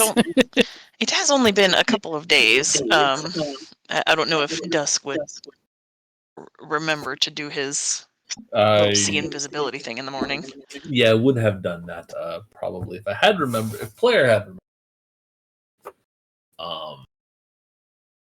So if we can, I don't know if it's worth backing up for that. Otherwise, we'll just carry on. Yeah, I can't even remember whose turn it is to do the saving throw. So I'm going to decide that it didn't happen today. That's what I'm No floating deciding. orbs. So that no floating orbs. You didn't see nothing. Okay, so is it true that we are now on Cthorn 20? What day number is that, Naps? Yes. So it was the 19th. We are now on the next day. So today is the 20th. And what day number is that? That would be day 50. Also, coincidentally, it's the summer solstice, I think, according to the calendar of Ooh. Harptos. Cool. Yeah, Cthorn. Yeah, Cthorn 20, summer solstice. Yeah. All right. So Samity and everybody piles in the carriage, and y'all left town. And the trade road south of Barkanau is much more defined and substantial than it had been since you left Ardglass. The path veers inland a little bit as the jungle falls away behind you. Humidity drops considerably, as well as the temperature as you escape that town. The canopy gives way to more sparse trees and grasses, and the sky opens above you into a dazzling display of the brightest blue with just the tiniest wisps of clouds. The southern horizon presents the foothills of the eastern range of the Calamite Mountains, and the road itself winds inland about 60 feet or so from the natural demarcation of beach to grassland. But you can still feel a lovely breeze coming in off the sea. There are areas of meadows and valleys in between the various foothills, and the grass is growing very tall and healthy. You begin to hear the sounds of seagulls from the beaches, which you hadn't been hearing up to this point because it's been more swampy. And you now are beginning to hear chirping of sparrows and the chittering of squirrels nesting in the sparse trees and bushes. If nobody's bringing up any conversations to be had while traveling. Wow, that's very pretty. I think Samity would fill my any text silences. message. What's that? I'm trying to cast message at the ball of not ashtray. Ah, okay. I don't think it's working. Well, no, because message generally has to be received by a creature, not an object. And it is there's that. essentially an inert object. Although I will tell you that as you mess with it, if you fiddle with it enough, you can eventually get it to lay out across your lap in a very symmetrical way. Like the loops and twists are, you can make them match very precisely to make like a completely symmetrical in every direction shape. And then if you wad it all up and do it again, you get a completely different, but also completely symmetrical shape. This thing is weird.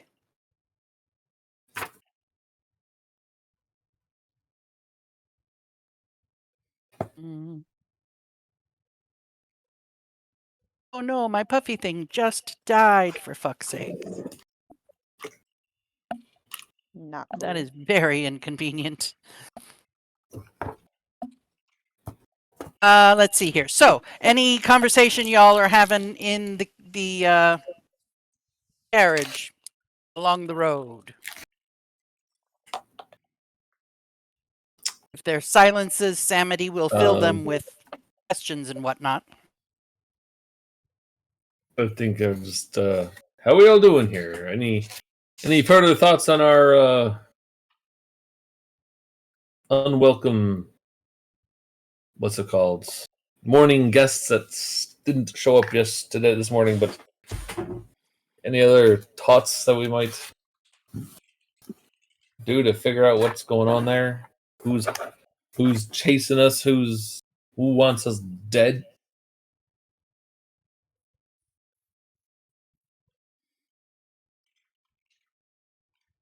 Mayev's just gonna sit there and think really, really hard. Don't hurt yourself, Maya. Samity just looks around very nervously. Every time You're this shit fine. comes up in conversation, she freaks out. It's fine, Samity. You're fine. We'll protect you like we have so far. Foggy just seems a bit absent-minded in general right now. So he's probably not exactly paying attention when that question is posed. We haven't really reached out to Artlist recently either, just to check in with them on the situation. Well, I know it feels that way, but I believe you just spoke to them 3 days ago. Oh, yeah. It's been so long! Feels like months. What's Oh. time, guys?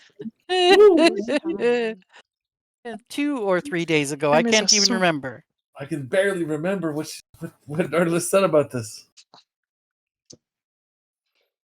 Yeah, we're cruising along. We'll be back in Dybrook in due time, won't we? Pretty soon. Yeah, I don't remember exactly at this moment how many days you have to go. I think you have it's a total of 7 days, and you've traveled 2 of them. We really haven't come up with a game plan on what happens when we do roll up to Dybrook and we have possibly somebody from Lady Rossa's court looking to draw Waiting her to chat home. with her. Right, just having a chat, a talk. You can just let me out now. Rossa's She's just failed. gonna find an apartment in Salt End Landing and never leave. Changes. Yeah. We'll see if she can get a position at the academy. Maya just responds with the mom glare. Well, I mean, you're fine, Lady Rossa. What are they going to do? Haul you away? They're gonna try. Over our dead bodies.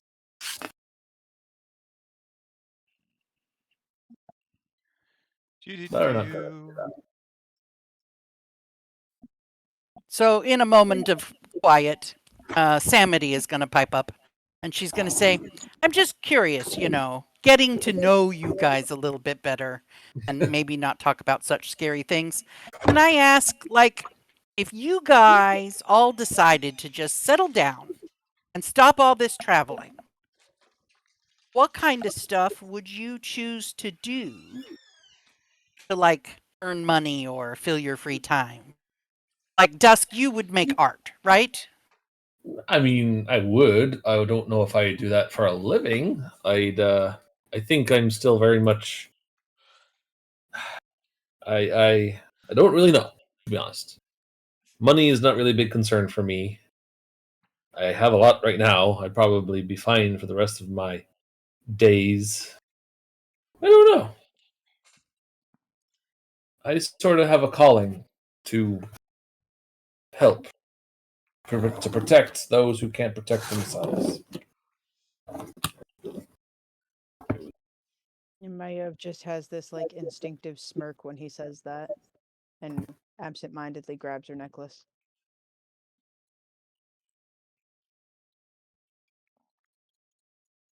I gotta ask everyone if they know where their wives are. I mean, no one else is gonna do that. I gotta do it. Maya, if you weren't traipsing all around protecting people like me or rescuing people like me, what would you be doing? You have a husband and a kid, right? Yeah. What would you be and she doing? just kind of moves her armor slightly out the way and points at him, and then kind of moves her pants out the way, and she goes, I mean, that Virginia lady said it's not the same art, but it's still art, so I'd probably just make pictures on people instead of myself.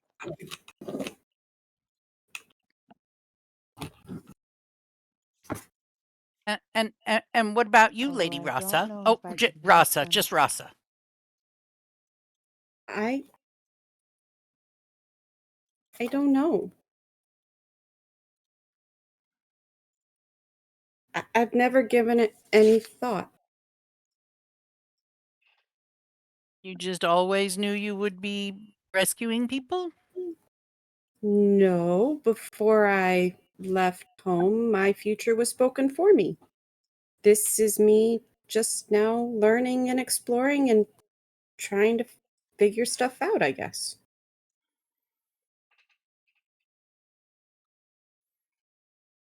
Well, I think maybe it's she'll be the time you queen of start Dybrook. thinking about it. I could teach you to make cheese.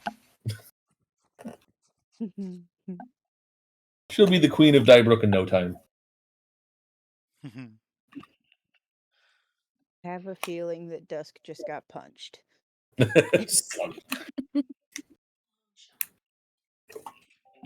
Some sort of psychic blade happened when we weren't looking. Yeah. And what about you, Foggy? Foggy? Yeah. Foggy, who has muted himself? I'm being asked a question by my partner. Give me a moment. Okay. Okay. I might, if you in. That was about My as bad, good though. as Maiev trying to say You his name. might find a little blue Yeah. square zipper bag thing. There might be hair gel in that. Under the sink, you might Maiev find is still a muttering to blue herself, canvas like bag that is trying to, like she's looking back and in forth it. between There her will leg probably be some hair gel. and like whoever's closest to her's leg, and like trying to figure out how she would do it.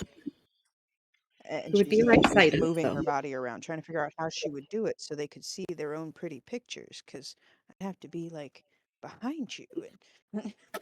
And Alright, sorry, I am ready to respond to the question now. I was asked a pretty involved Okay. question about whereabouts of things. What would I do to make my money if I wasn't going around kicking ass? Well, and not just Um, make money. I mean, like a hobby, maybe. Like that girl back at the town, she makes sculptures, and Dusk carves wood stuff, and Maiev yeah. makes pictures on her skin. If we don't touch down in a town tonight and we just have to camp on the road, I will show you a thing that I've developed over the years as a hobby that mixes what I do as he shoves hand into fist as though to bow in a martial arts way. Hmm. I have found a way to, and these guys have all seen it before, but I'll show it to you tonight if we again camp instead of hit it in. But I found a way to mix martial arts in a way that is performative and involves fire and is very pretty. And I'll do some of that tonight. Oh, I would like to see that. Can we do that even if we do go to an inn? Yeah, I could talk and to Maev's some just if like there's. ferociously nodding along with her. Yeah. I could work it out with some. If there would be authority figures that would get mad about a dangerous display involving fire, then I would have to talk with them about it. But yeah, I would be down to do it well in a town. It would have to be outside because again, it involves fire, so we would have to be doing it in an outside space. But yeah, I'd be down to show some of that off either way. Sorry, a cat just snuck into my room. 2 seconds. Aiden. Cool. Sneaky little I left the bastard. door slightly ajar. And Maiev just like leans real close to Samity and goes, "It's so cool. You're gonna love it." Yeah, it was quite the show he put on in Draken, I believe, right? I believe that's the last time y'all saw me do it. Yeah. You didn't do it for the kids in the community? No, for the kids in the community, That surprises me. No, yeah, he did. I 'cause did the we- stone. we- Did I? Oh, that's right. Stone shape. Yeah, I thought I was doing the stone shape stuff. Oh yeah, that was. I thought, didn't you do it in Okarthel too? I might have also done it in Okarthel. That sounds like something I would have done there. I know you've done it at least twice. Performatively.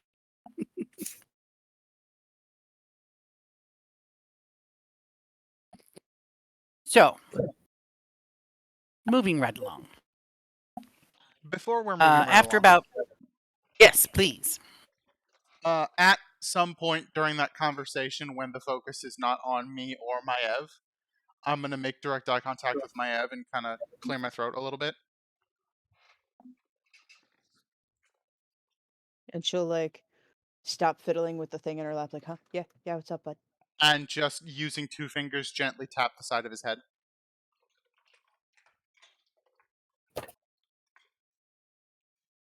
And she just kind of nods at you, and then you hear her in your head, like, what's up, bud?"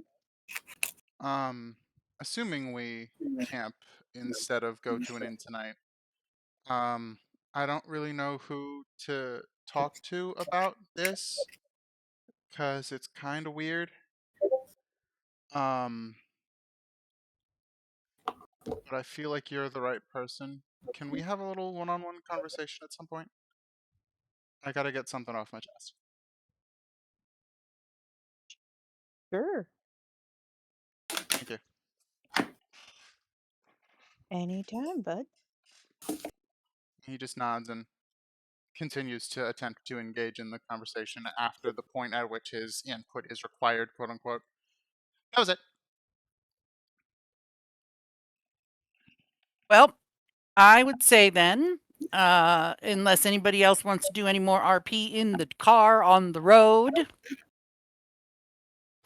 you will have traveled about What's 2 a hours.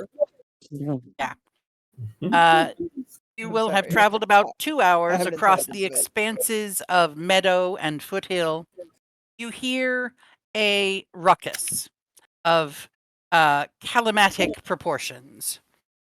There are several flying beasts circling and diving down between the foothills in the near distance to the west, and you can hear a cacophony of bellows and screams wafting up over this hill. It is an unfamiliar kind of sound, but unmistakably something, someone, or several something or someones are in terror and or great pain. Well, Uh-oh. that's our signal.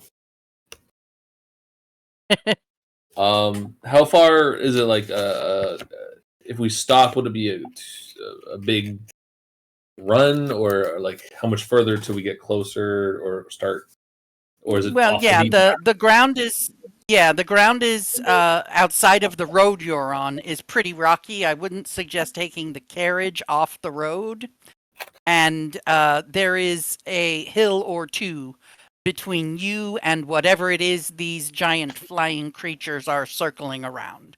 And you can see them circling and diving and swooping and coming back up and circling. And the racket is echoey across the plains. So, yeah, you would have to get off the road and probably march a good, I don't know, 150 feet to get to the hill that is between you and whatever these flying creatures are attacking.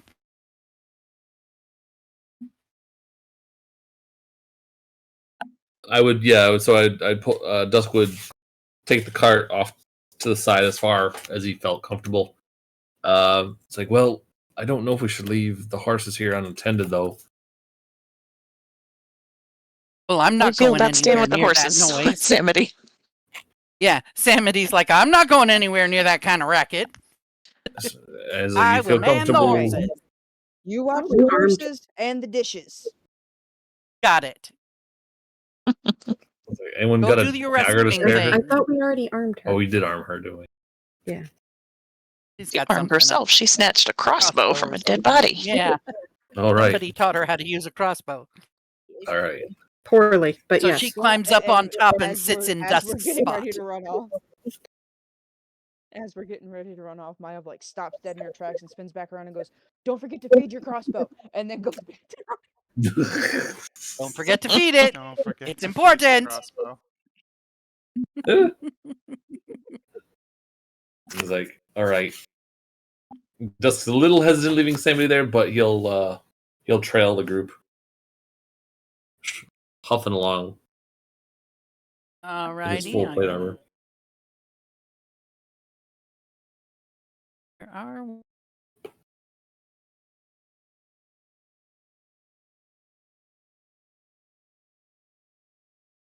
Okay, so you make your way from the road, and I'm assuming you're going to try and be a little stealthy about all this.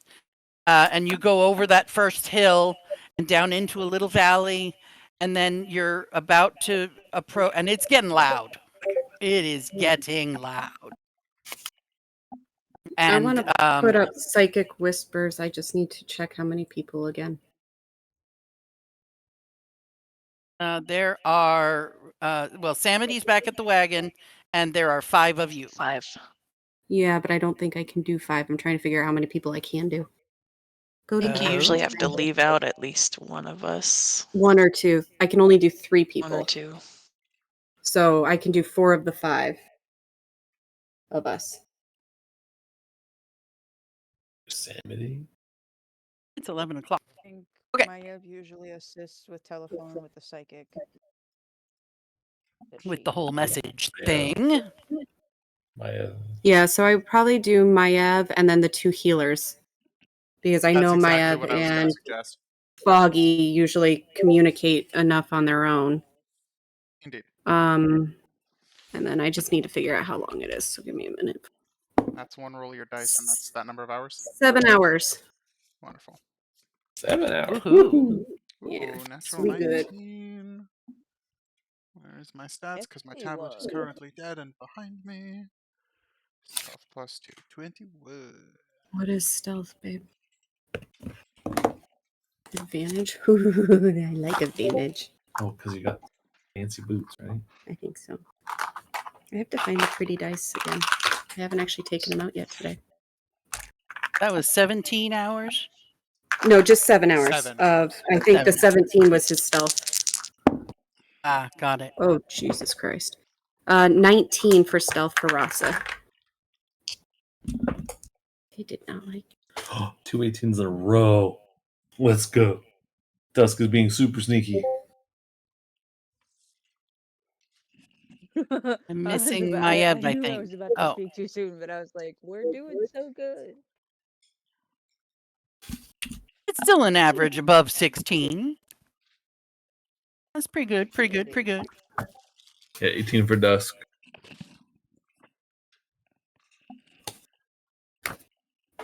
Which shocks me, but I didn't roll. Snaps was looking back at the carriage and Samity worriedly and kind of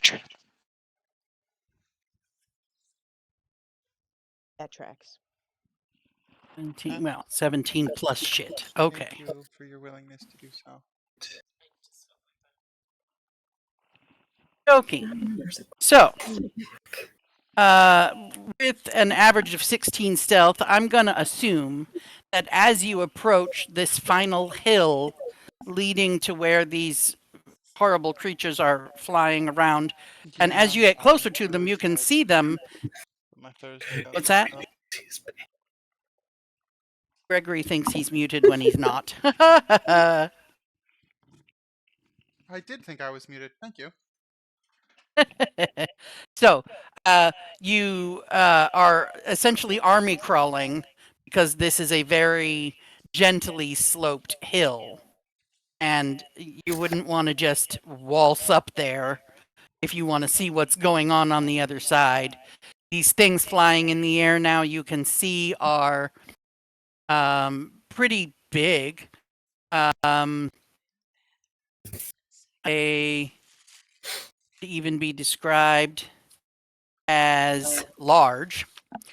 They are winged, obviously, because they are flying.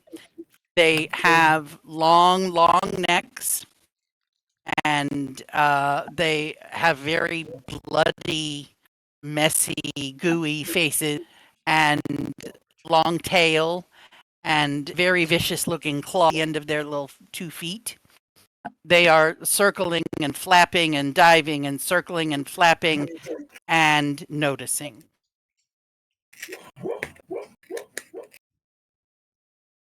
And so I am going to have you army crawl to the top of this hill, peer over, tell you what you see.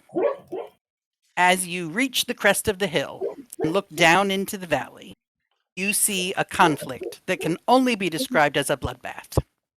The screaming sounds are coming from a gang of giant elk. Yes, in fact, a group of elk are called a gang, just like a group of monkeys are called a business. A gang of giant elk who are getting trounced by the strangest looking giant any of you has ever seen, while also being picked off by a hungry pod of wyvern. There is no way to know how this skirmish started, but the tableau before you is a perfect example of the phrase feeding frenzy. Mm. Unfortunately for you, there are only 5 giant elk left breathing, well, bellowing and screaming, and they are fleeing the scene of at least 12 dead companions in that little valley. And the unfortunate part is they are headed directly up the hill that you are peeking over the top of. More unfortunately, You have been spotted by the wyverns, who have quickly assessed that you are going to be moving slower than those elk, and you are likely just as tasty. We are the new targets. The giant in the mix is already running after the gang, while scooping up bits of meat and bone off the ground and shoveling them into his gaping maw as fast as he can as he charges up the hill toward you. So, let me describe this weird giant for you, and then we'll figure out initiative and whatnot. In general, we all know that hill giants consume spoiled food and diseased carcasses with as much enthusiasm as children eating dessert, and they rarely suffer from their eating habits. They are lumbering brutes with impressive rolls of fat who wield great clubs in order to bully the entire world into keeping them fed. That's what we know about hill giants. This one, however, looks thin as a whippet. He's got loose flaps of skin hanging in all directions. He is unarmed, and he is moving with a speed that well exceeds that of a normal hill giant. Also, if we could have a perception check, there's one more little detail that obviously Rasa will probably see, but maybe some others as well. Probably not. I might need a new die. Did you have psychic knack or something? Are we Do rolling? I? I'm sorry. I was looking at something Perception. on my computer. Perception. Okay. Bolster knack. Ooh, +5, 18.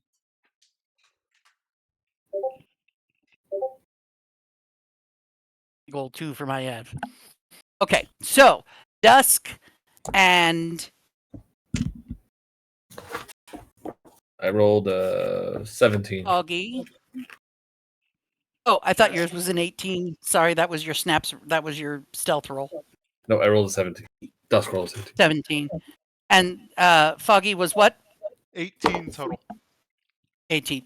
Cool. So the 17s and 18s. You also see on this giant, it is those extra flaps and folds of skin are clearly tacked to the body in such a way that you can tell it once was fat, but is now, and quite suddenly, this thin. And it is adorned, if you want to use that word, on all four limbs, at the ankle and wrist joints, with metal shackles. Oh no. They're the chains from both wrists and one ankle are clearly broken links, and the bits of chain are flying around as he's waving his arms and running. The other ankle, however, the chain is not broken, and it is attached to the remnant of what once was a wooden piling that clearly was meant to keep him where he was chained. But instead, he's just bringing that piece of wood with him by the ankle chain. So, here's what's going to go down. We're going to roll for initiative. We are not going to use D&D Beyond because I didn't prep that this afternoon. I forgot what I was doing. So I'm just going to write it down here. And then we'll move on to what happens next. So initiative is... initiative is a D20 plus Dex plus proficiency, right? 6, 7, 8, 9, 10, Yeah, 11. Dex bonus plus. It's not plus proficiency. It's It's not just plus. It's just plus your dexterity bonus. It should just be dexterity, yeah. Certain things Sorry, gain sorry. proficiency in initiative, but not everything. On your sheet, it'll say your initiative number, so just the D20 plus initiative. Yeah. The monsters don't have that. Ah, I have to roll their initiative. So 6 plus Dex is 9.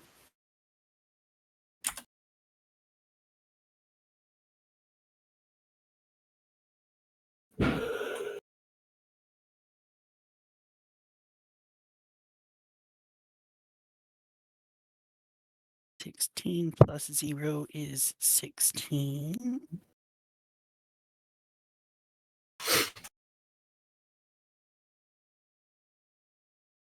Plus 0 is 15.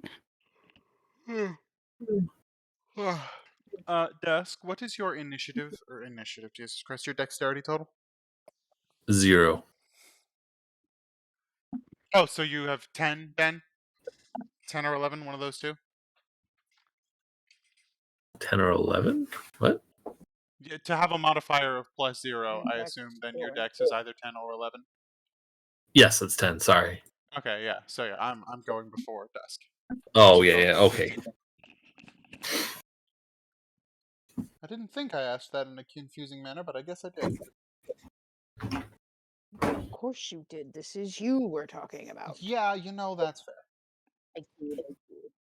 1, 2, 3, 4. I'm missing somebody. Rasa. Rasa is a 9. A 9. Rasa is just very perplexed and completely taken aback by the question that she was asked. She flopped the perception check. She's just out. Samity making problems. And I thought she was just here to make cheese. Jesus Christ, that was funny.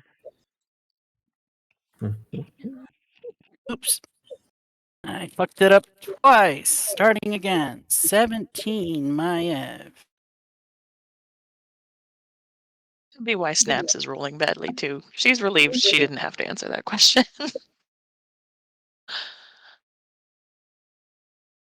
Oh, you never got asked. Darn it. Okay, What? while I'm doing this math, you answer. Nope. No. She was relieved. Damn She was it. reading.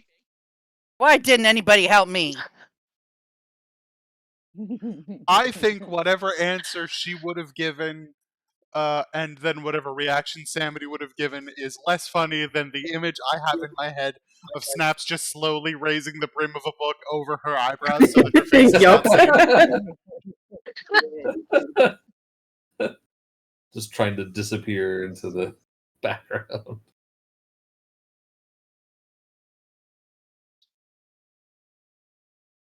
And here's me trying to make you people do character development, and looks what happens. Snaps is like, Okay. no. This was No. character development. Snaps didn't want to answer that question. Okay, so here's how this is going to go down. We rolled for initiative. Then, essentially, this is going to be a surprise round because this shit was headed your way before you crested the hill. So I'm going to have them do one round of shit as they approach. Okay. And I'm going to start Except with... I cannot be surprised. Yeah, but you're not technically being I was surprised. I'm just fucking not looking letting for you it. act yet because Sorry, I this have shit to is interrupt. happening before you crest the hill. Yes. Ashley West, I was fucking looking for it and I couldn't fucking find it. Damn you. Too fast. God damn it. She's a librarian.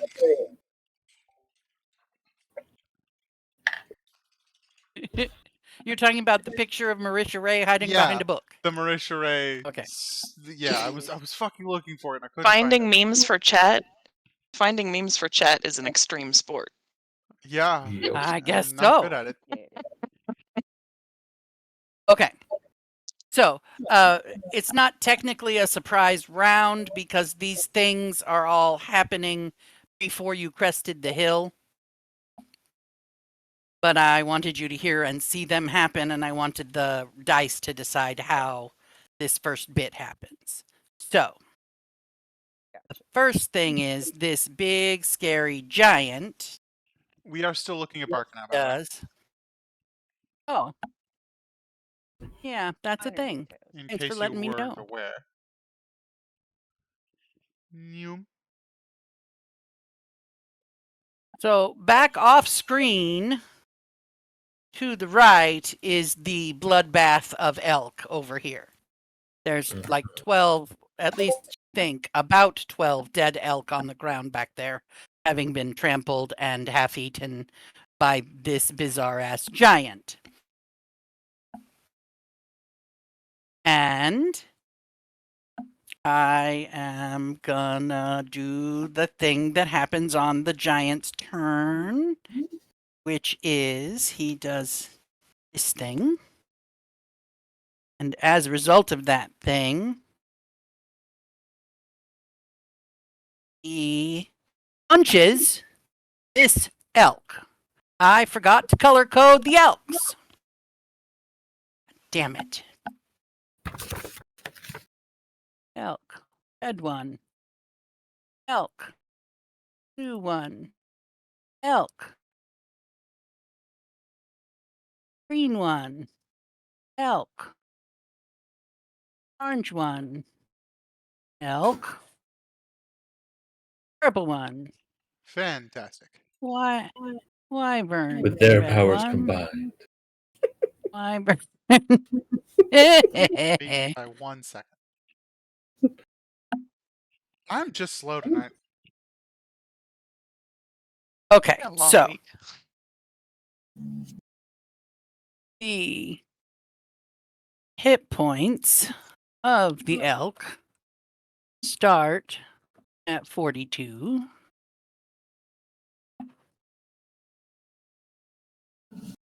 Sorry, guys. I thought I had this all set up.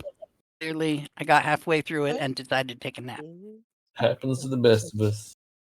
All right, so this big dick is going to punch this the orange elk first,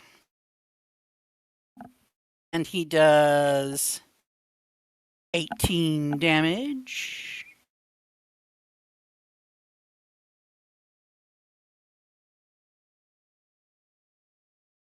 Click. Minus 18, go. Then he's gonna punch the red elk, and he does 8, 9, 10 plus 5 is 15 damage.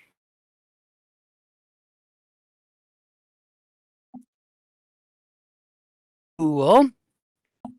That happened. I think that's all that happens on his turn. No, that's not. No, yep, that's all that happens on his turn. The elk are simply charging up the hill. And this is happening before you crested the hill. And they are charging at 60 feet per turn. And the giant also is traveling at 50 feet per turn. Okay, so 5, 10, 15, 20, 25, 30, 35, 40, 45, 50. Okay, some shit's gonna happen there. 55, 60. So, anybody who's currently under the elk, you'll need to do a strength saving throw, please. Sure. Oh my god. It hates me. Dirty 20. 7. Uh-oh.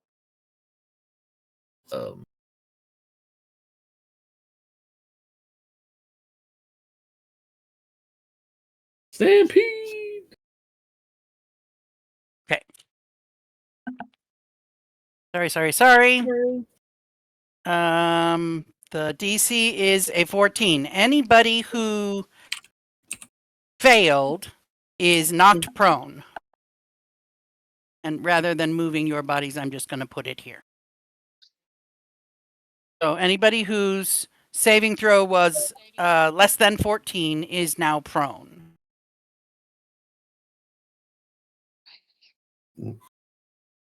Not me. Not those. Snaps just got Mufasa'd. Mufasa. God. 2d6. And everybody who was under it also takes 9 points of bludgeoning damage. Regardless of roll result. Correct. Ow.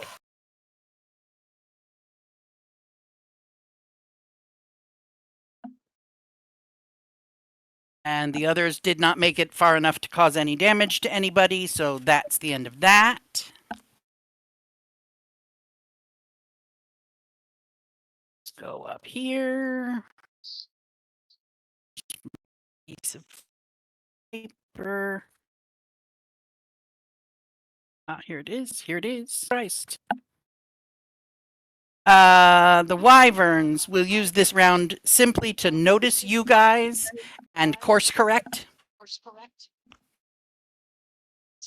And their movement is 80, but I'm not going to let them get all the way there because they were course correcting. Look, we might be slower than the elk, but we're faster than the dead bodies that are over there. They could go eat those. Yeah, please. Right. Okay, but wyvern like to play with their food. Have you not read up on them? No, We haven't reached that part of the book, apparently. Wyverns are all the way at the end. W. Yeah. 5, 10, 15, 20, 25, 40, 45, 60, 70, 75, 80. Okay, so that happened. Aren't we having fun? So, Maiev, what are you going to do? I don't know if we are, really. Did you get knocked prone? No, you were not hit. I was not hit. Did any of you get knocked prone? Snaps is. Yeah, Snaps is prone. Did Fucky do his check? Not to be that guy, but did Fucky do his sorry. check? Well, I have natural 19 plus stuff. You're fine. Okay, so not prone, but did you take your damage, whatever that was? 9 points. Yeah, 9 points. I did now. 9. Okie dokie. All right, Maiev, what are you going to do? I am so torn. They are already under an elk.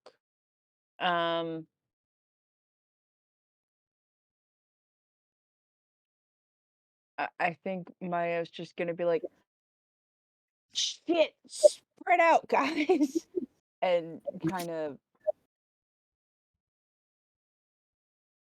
lunge at Rasa because she's closest to her and not under an elk. Kind of scoop her the fuck up and charge away from the elk in a general that way direction. Who are you doing this to? Rasa, I think she To said. Rasa. Okay. You actually make eye contact with Foggy and see that he's gearing up to do something similar as he moves towards Snaps. Sweet. I do believe she would have actually screamed and gone into a rage to ensure that she could scoop Ross up with absolutely zero problem.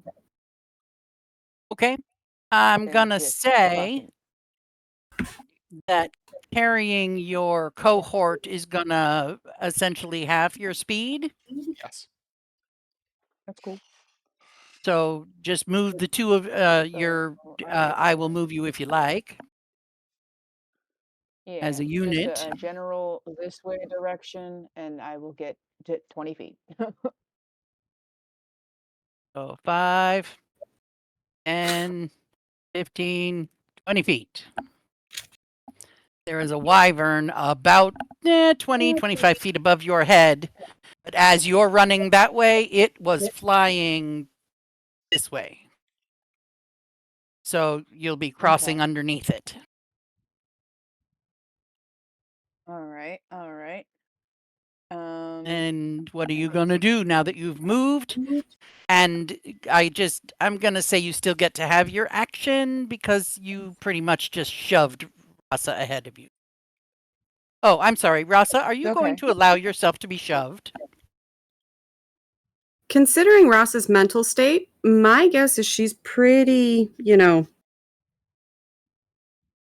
go with the flow, surprisingly, and not as stubborn as she normally is. All right, cool. Cool. It is out of the reach of my great axe. but I believe if I am still permitted in action, I will get out my crossbow that's never hungry and send 2 shots into the flying thing above my head. Cool, cool, cool. And that would be 2 relatively okay attack rolls. One is a 15 and the other is a 19.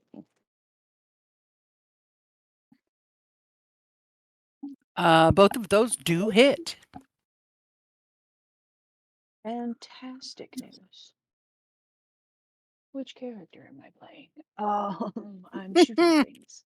Do I have extra? I do not have the extra on this character. Okay. So that is going to turn into some damages. Is it resistant to anything, or can I just lump this all together? Checking. Lump away. It'll be magical piercing and cold. Lump away. Just gonna roll all the dices. All right. That is terrible.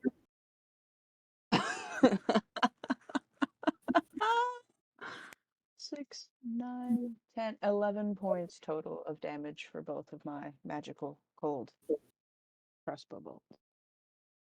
11 total. Yep. 2, 4, 6.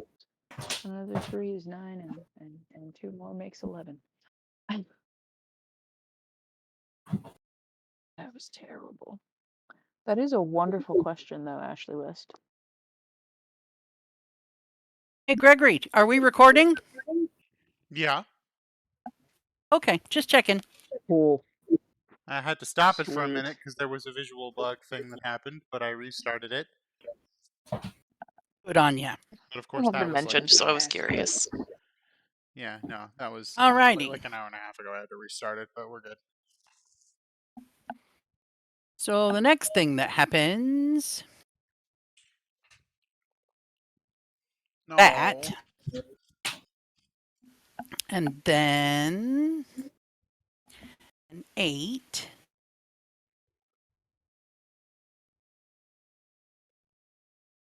Oh, that's unfortunate. Random. Odd is odd is red, even is orange. It is odd, so the red one Gets attacked. gets attacked. And it is 1 bite and 2 punches.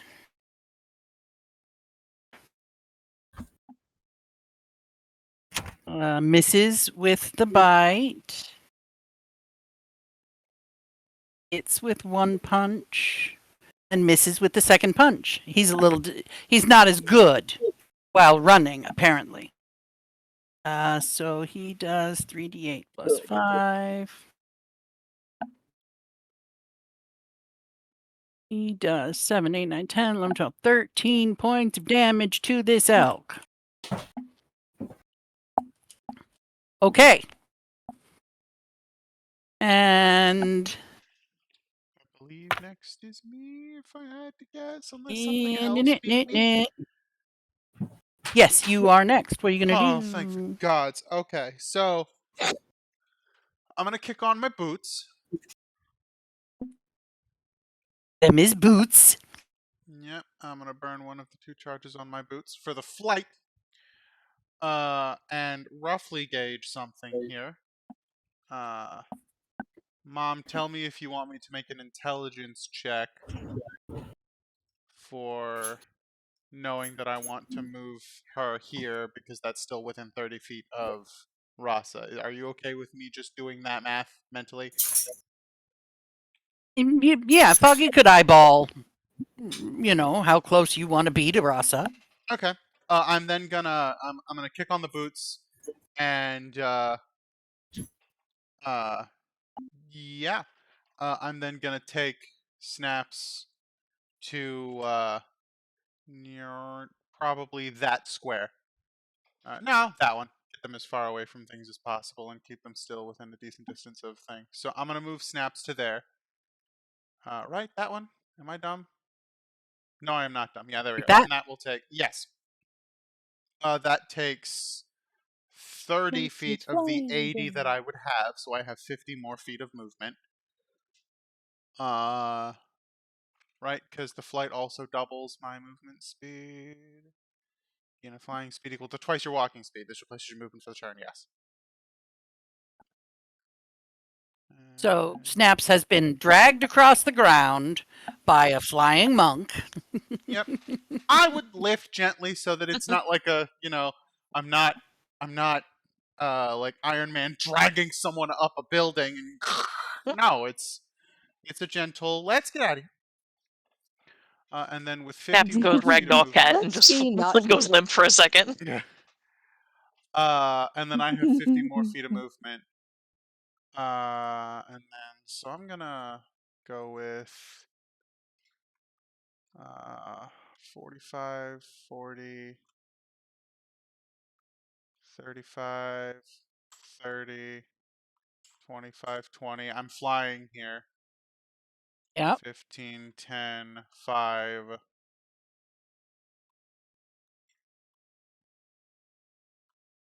0. And just How high know off the ground are you? during Are all of you that I eyeball would to have been eyeball with these things? that would have been a parabolic arc to land here. But I probably Oh, would have been you eyeball landed to on the ground. You Yeah, don't I probably remain in would have the air. been no, yeah, I can't remain in the air unless I burn another charge immediately Okay. at the start of my next turn, and I don't want to do that. But I would have probably been eye to eye with them for a second.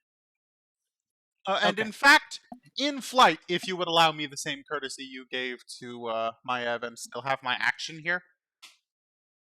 I thought using your boots was your action, or is it a bonus action? Activation of the boots simply replaces my movement. There you go. All right, go ahead. With that, I will then use my action to have 2 bolts and throw 1 at green and 1 at blue.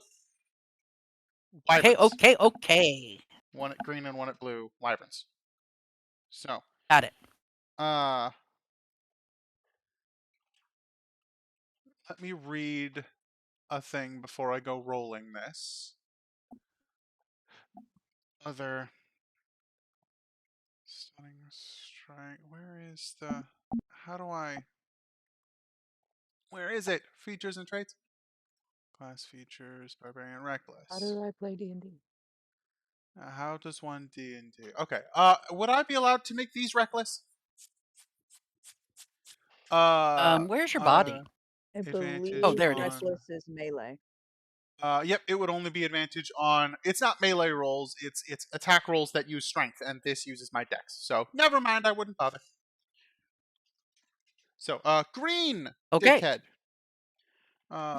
18, 19, 20, 21, 22, 23 to hit. Yes. Where are my fucking d6s? Here. +2. 6 points of radiant damage to green.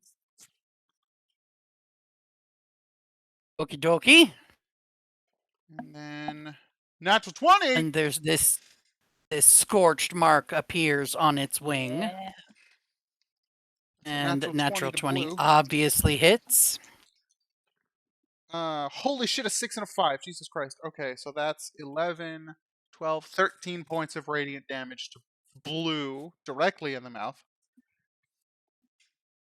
Alrighty. Sparks go flying.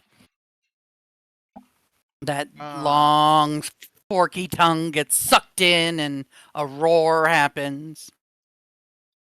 And then.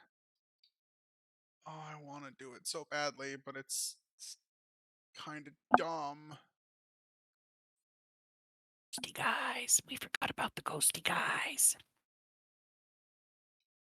Maev didn't make attack rolls, so it's fine. Ghosts only apply But to a don't target when they she just attacks show them. up? my ghost. Yeah. She, But they show she up did when she attack. rages. Yeah, they would. Yes, indeed. She did attack a wyvern.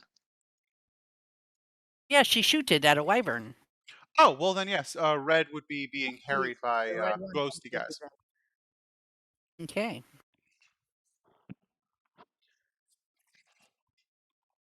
Do I want to use my bonus action to rage? I do not. And I don't want to use my bonus action to burn a key point to throw 2 more of those bolts. So I think this bonus action is gonna go to waste, folks.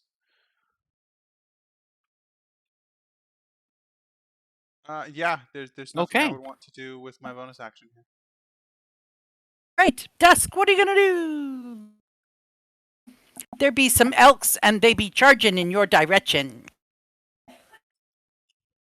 One of them slammed into you a little bit already.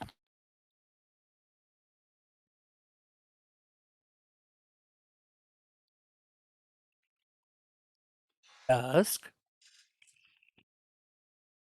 Sorry, we were muted. Oh, muted. Yeah, so he, seeing his party has scattered. Here. Half scattered. Yeah. Boy, the urge to talk to these things, but they're running, so they're probably scared, so it's not going to help. He's going to first start with his not hidden step, channel divinity to do the Twilight Sanctuary. Boom. And as his bonus action, he's going to Steps of Night. So I need It's, that little. I always forget what is the radius on the Twilight Sanctuary. It is. Good question. 30-foot radius.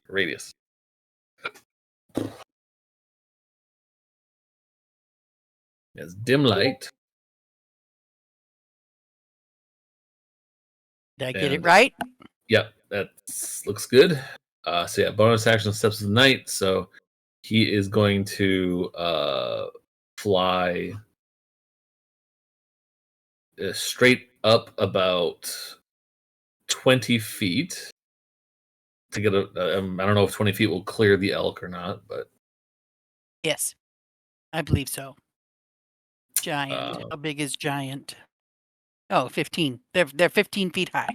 okay. So yeah, he's going to get up to about 20 feet off the ground, to kind of be above them. He's going to shout using his Beast of Leaf, just real quick, just say, "We're here to help you,"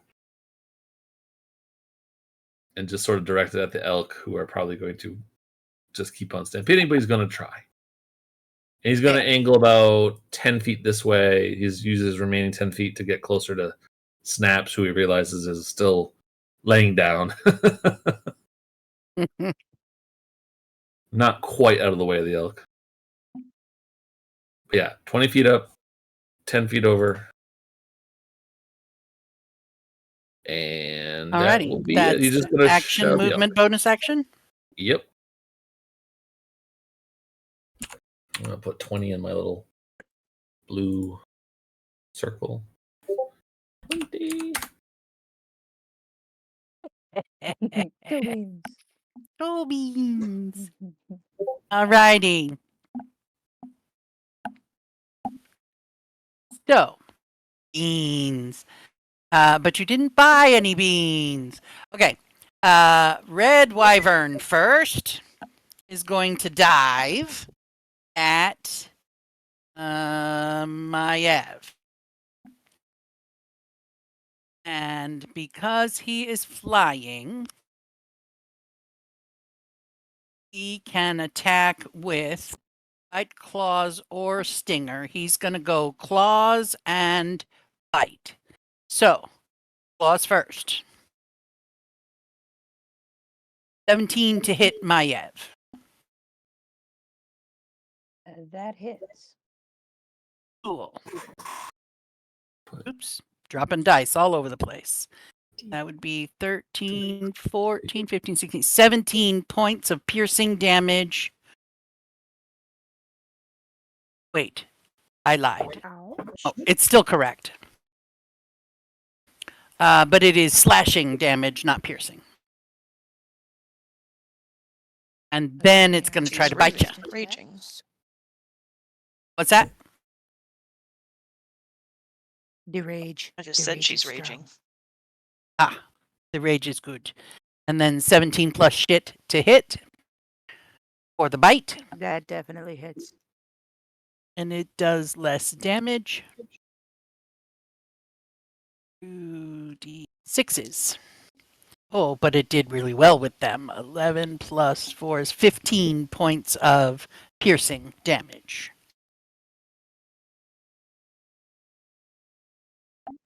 Ouch. And then he flies back up in the Extra. air. So he is back up to 30 feet high. And then the green one Come on, baby. is 30 feet high, and he's gonna have to decide whether he wants dusk or foggy. Dusk is odd, foggy is even. But I Foggy it attacked him. is. All right. 5, 10, 15, and down to get to you. And again, he's going to do claws first. That would be 18 plus 7 to hit. That hits. And it does 14 plus 4, 18 slashing damage. I am not raging, so that is full. He's going to bite you. Okay. And that would be a natural 20 to bite you. You are a bitch. I should have raged. Oh, I considered it. no. That's fair. That would I be crit one of You them. took yourself out of my range. 8, I 9, can't 10, do the 11, thing. 12. That would be a total of 24 That's fine. piercing damage. 24. And then this one. Sorry to say, Foggy, you're the closest. This was kind of what I intended Oh. on. Yeah, the green one also is going to go back up to 30 feet in the air and a little ways away. And this one is going to... Actually. he's Oh gonna yeah, have to you take get an to attack have a opportunity from me first. opportunity attack. And actually, Maiev also gets an attack of opportunity on the red one. Oh, While that is 19. true, she chooses not to because she can see her ghosty guys close enough to protect all of her friends if need be, and there are still elk stampeding. Okay, Well, all of her friends except for Foggy, who went way the 24 fuck to over hit there. Green Wyvern. that hits. D6 plus 2. 7 points of bludgeoning damage. However, I need a motherfucking Constitution saving throw from him. Really? Stunning strike. Of this. Constitution. A 2 plus 3 is 5. He is stunned, so no, he does not fly off. So He, in he fact, remains stays here in my and melee lands range on and the is stunned. ground. Yep. He is literally on the ground. I wanted to do this to at least one of these fuckers. Okay. The other one. The other one, however, I can't do jack shit about, so get in here and murder me. All right, and you got your that was the natural 20, right? That was the Yeah, 24 points yeah. of damage. And I So you've took already that. been damaged, Yep. and he's going to outright- fly up and back, so you have to you don't Uh, have a second opportunity attack. I do not, but he clawed me with a natural 20. I did not hear a bite attack happen to me, Ooh, thank you. to be fair. Even though I'm That hurting would like hell. be 17 19 to hit. That hits. And it does 8, 9, 10, 11, 12 points of piercing damage fine. when he bites you. Okie dokie.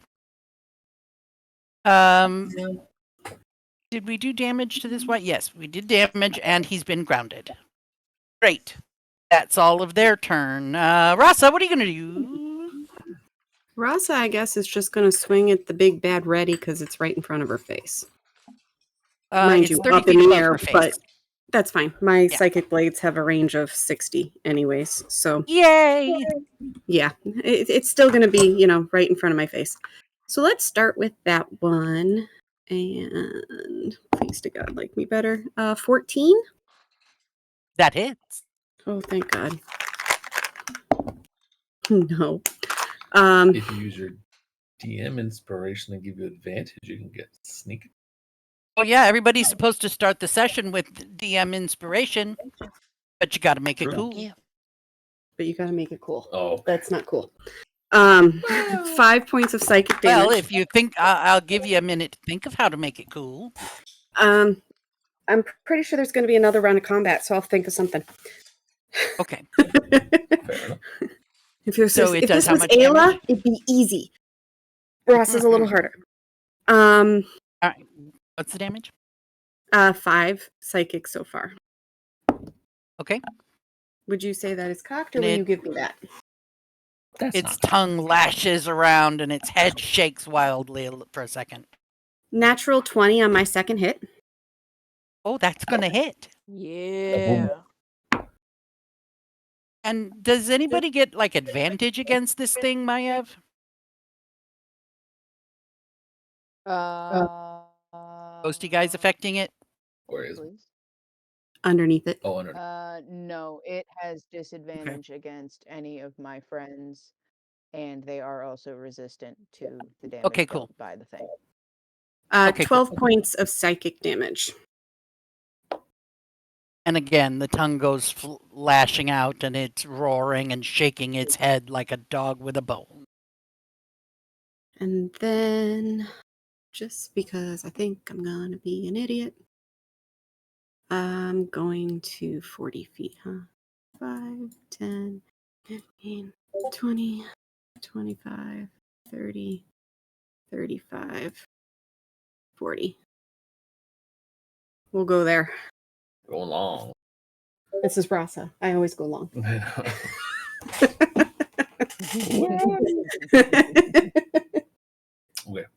Okay.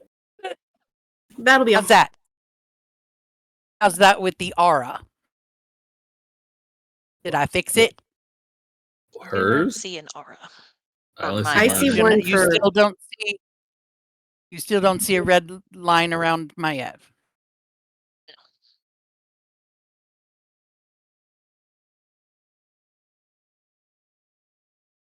What am I doing? I don't know how to fix it. This out of the way. Click on Maiev. Do her settings. Aura. See. Save. That I see. Better? Oh, I Yep. see it. Okie Yes. dokie. Cool. Then these elks. Dusk is up in the air. Yep. Snaps is laying on the No. ground. Oh no. This may have been a bad idea. So, we have elk. Rampaging. I'm on the ground already. I can Running curl up. into the fetal position to protect myself. That's true. They cannot knock you And over my again. ghosty guys will also reduce any damage that she takes by 2d6.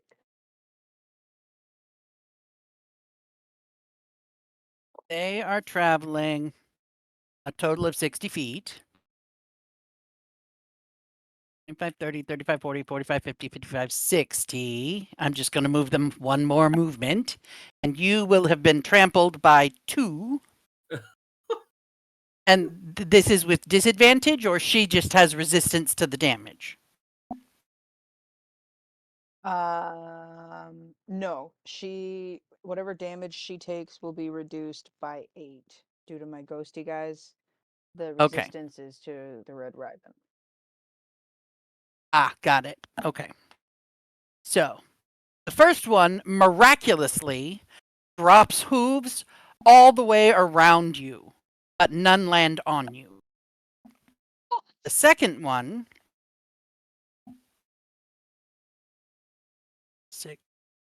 19 to hit.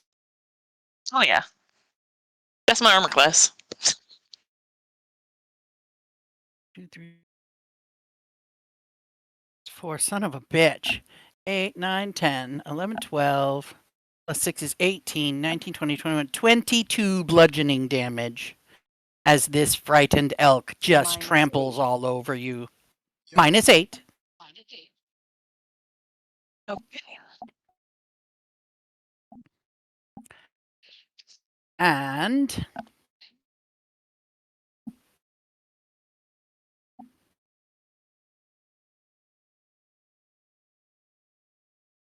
he already had his turn, but he will have a reaction to hit one of them as they run away. Never mind, he completely misses it as it jumps out from under his claw, his fist. That worked out very nicely. Great. Okay. So, Snaps, what are you going to do? Aside from bleed on the grass. I'm gonna use half my movement to get up, I guess, and assess the situation.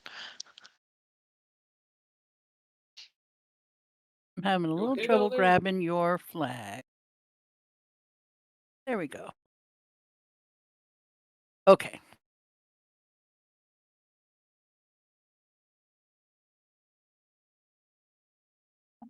Alrighty. Alright, so I'm gonna use half my movement to get up, and then everybody's very far away from me. We're not doing the good old bless this time. We're gonna do Spirit Guardians at a regular 3rd level. I'm gonna exclude my party and the elk who are running away, but one of them is in my range still at the moment. We're going to exclude them from damage. The only critters I want damaged are the giant and the wyverns. And this creates a dome of pain that the wyverns will have to dive into if they want me or any of my friends who are in my dome.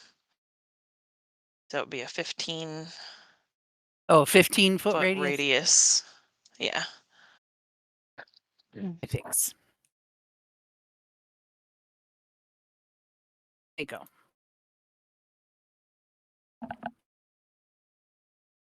And so flying around you are little kitties? Our little ghosties. Our little, the little smoky ghosties.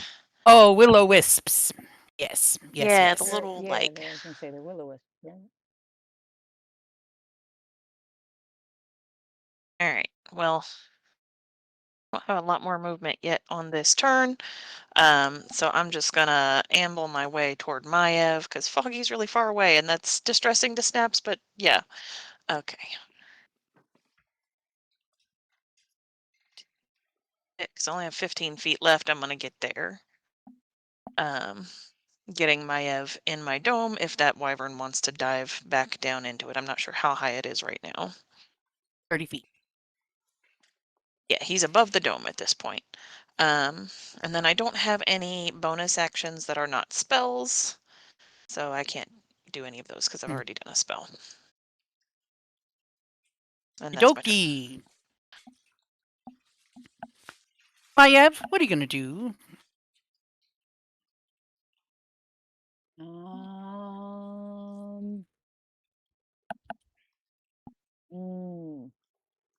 Well, that thing is still. I'm gonna take my temporary hit points. Excuse me. Oh, yeah, temporary hit points. Yeah, do that. Can I have some That even thing though is I'm outside still of the up in range? the air. Oh. Damn it. No, So that's rude, not how it DM. works.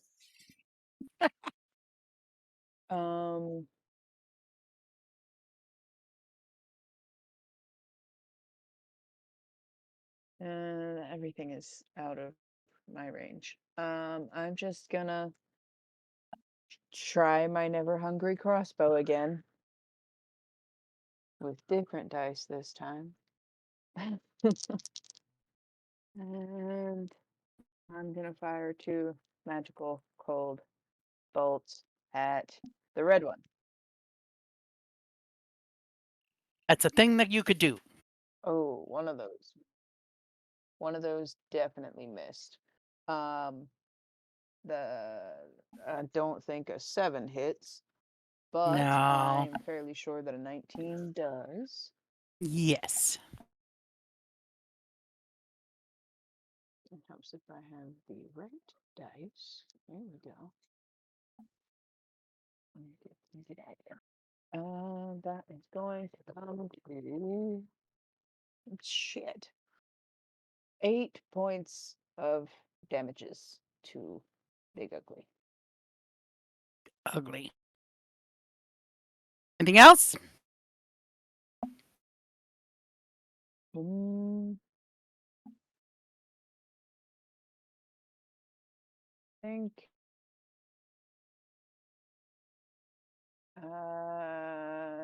No, I think I'm gonna stay right where I am for the moment and just kind of look over at Foggy and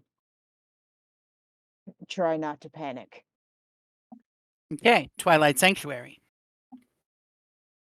Yes, and take some temporary hit points. That is a thing I will also do. How do I do that again? E6 I plus cannot 8. remember.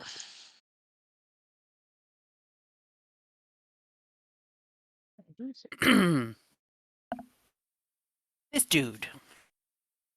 Him is hungry. The food has run away. He is first going to go 5. I lied. 5. And realize he can't reach it. 15, 20, 25 out of 50. This was And- not part of the plan. This was not part of the plan? No. You thought I he would wanted keep to- up with the elk. Yeah, I thought he would keep up with the elk or maybe Rasa. Maybe. Well, there is some random shit that happens on his turn, so cross your fingers for the random nature The of this wyvern is on particular the type ground. of frenzied crit. Oh, that wyvern is on the ground, but Foggy is still closer. So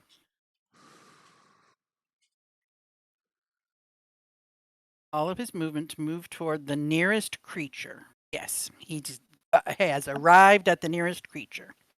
Then this random shit happens, and that is 1 side attack against 1 random creature. And that's all he gets to do this time. And that would be How tall is this guy? 16 plus.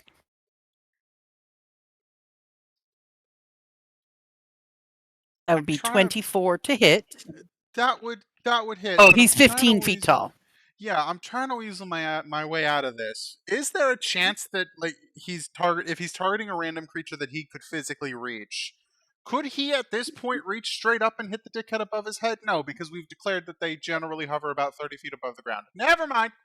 Murder me. Yeah, and he's 15 feet tall, and his reach is 10 feet. That's still only 25. Yeah, But- so no, he can't reach the fuckers. Murder me. Okay, but he might have hit the wyvern that is within reach because it's less than 10 feet away. So hold on.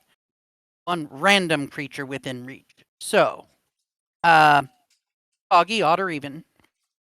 Even. Even. He's I'm murdering very me. sorry. That's fine. That's fine. 3d6 plus 5. 5, 6, 7, 8, 9. It is in fact And not 11. 5. 16 points 16? of piercing damage. Yes, 1 6. Okay. As he bends over and bends over and bites you. Nom nom. Okay. But that is all he does on this turn because he is just a little frenzied, and so he doesn't think clearly. He is literally in a feeding frenzy. Okay. And then it's Foggy's turn. Alrighty, so I'm technically still conscious. I would like to rage. I don't like the sound of that. You're damn right. Augie you'd like is to conscious rage. and angry. Yep. And then I'm gonna start my turn with some visual flavor. As I rage, Bonus the hands action, turn into chug a vial. claws. I can't bonus Ah. action chug a vial because raging requires my bonus action. Oh. Yeah. And so then I'm going to, and honestly, based on my plan, I might not rage and just take as much damage of this stun as I can. I'm gonna not rage and take as much advantage of this stun as I can. Am I? Because the wyvern is stunned. Yeah, the wyvern is stunned. Yeah, I'm gonna Yeah. rage. I'm gonna rage. I was tempted to not rage and instead bonus action flurry of blows, but that's a difference of 3 versus 4 swings. So I'm gonna do just the 3, but while raging, and also reckless, by the way. Okay. So I don't need to go reckless because the fucker's stunned. But the way I'm doing this is it's down on the ground and Done. stunned. I'm just gonna straddle it and full on ground and pound. If you know what So that you're term moving means. away Yeah. from the giant Yeah. by 5 feet in order to get on top of the wyvern. Why the fuck would you phrase it like that? Because Still within yes, the giant's that's reach. what I declared. Wait, Still no, You would within move the because- giant's reach. because you 10. only get attack of opportunity when you leave something's attack range, and I'm still in its attack range. Did it already Correct. use its reaction on its last turn? Since his last turn? I don't think so, but you're still within his range, so Yeah. Okay. it doesn't So matter. then I'm gonna get on top of this thing and just pound away at it. So I'm raging 3 attacks. First one is a natural fucking 20. Hey, Second one of the night. So glad I decided to rage. Yeah. 4 more of these claws are d6s +2/+2. 4, 5, 6, 7, 8, 9, 10 points of slashing on the first. hey, 16, 17, 18, 19, 20, 21 to hit on the second. Yep. 5, 6, 7, 8, 9 points of slashing on the second. Third. okay, 18 to hit. yes, 6, 7, 8, 9, 10 points of slashing on the third. okay, That is action and bonus action, and my movement will be burning the second charge on my boots. Here's the other bit of visual flavor I was doing, and I'm wondering if Mom is willing to give me some damage for this. I'm going to then get up and stand on his chest and activate the boots a second time and fly my ass back towards my friends. okay. You're gonna take an attack of opportunity from the giant, Valid. and Does he just burn the tell me dragon? the function of the boot that is allowing this to happen. You gain a flying speed equal to twice your walking speed. This replaces your movement for the turn. These boots provide enough lift for lifting up to 2 medium-sized creatures or smaller. And then if I use a dash, it doesn't add more flight time. It just gives me more movement after I land. All right, I'm gonna say that that's the equivalent of falling 10 feet per creature landing on it. Okay. So it's the equivalent. The lift is the equivalent of 2.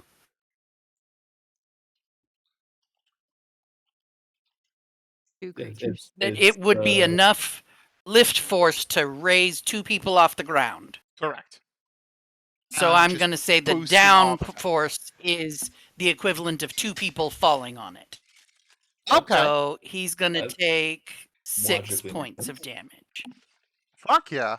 Thank you, Mama. That makes sense? Yes, That I makes agree with me. every bit of that. I just lost one of my d6s. I'll have to go find for that eventually. I keep hearing Dusk murmuring in the background. What is he saying? That makes sense to me. Okay, cool.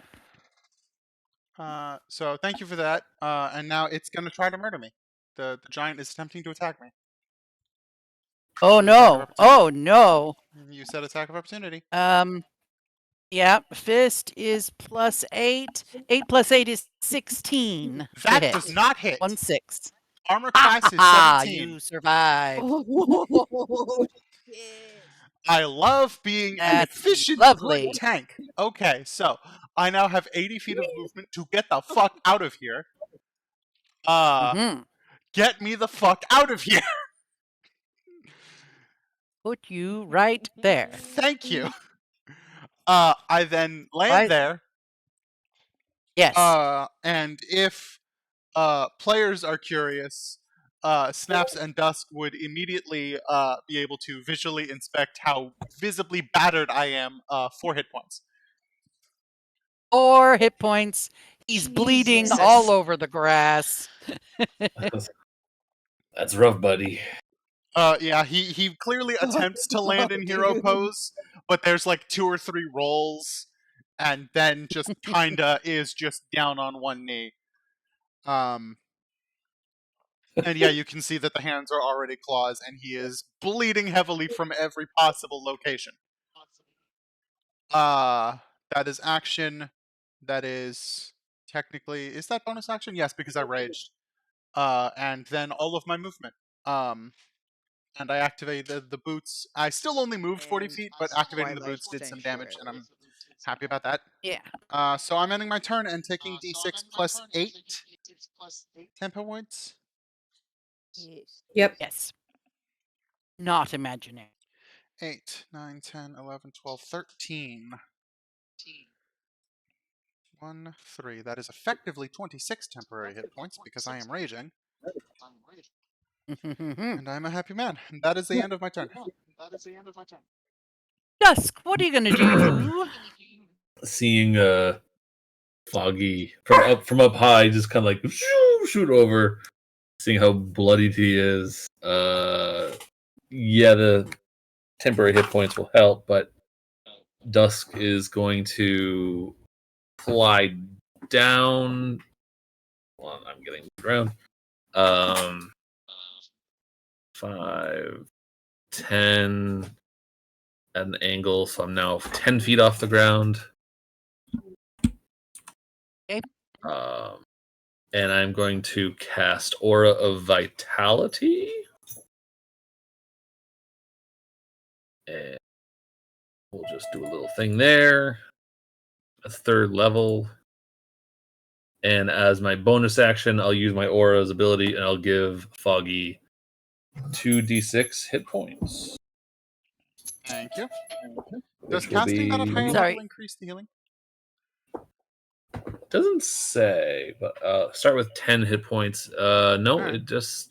No upcast. I'm sorry. Aura of Vitality. Do I need to make another aura around you? No, it's the same radius as my... It's Okay. the same radius as my Twilight Sanctuary. Twilight. So that was 10 hit points for you. No, it doesn't upcast. Okay. I was just curious. I wasn't going to ask you to So- upcast it, but No, I already considered it, considering, how beat up you are, Shit. and we're not sure where it's going to go.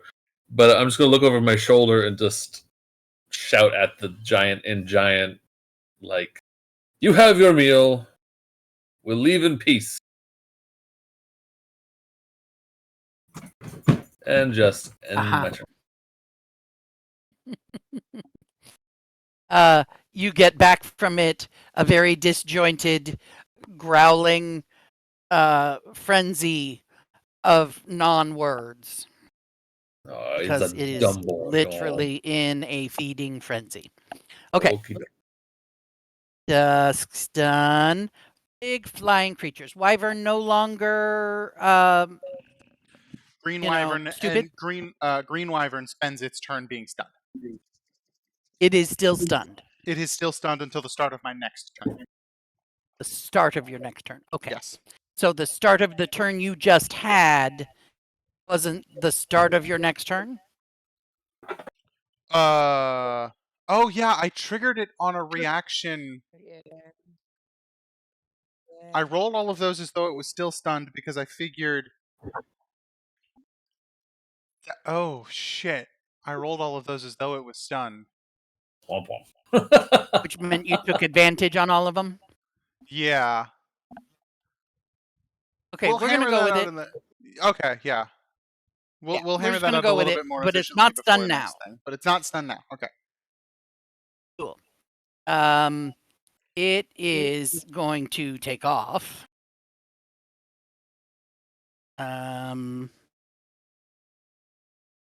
Which means the giant has already used his reaction, so he can't hit it. And it's going to come at you.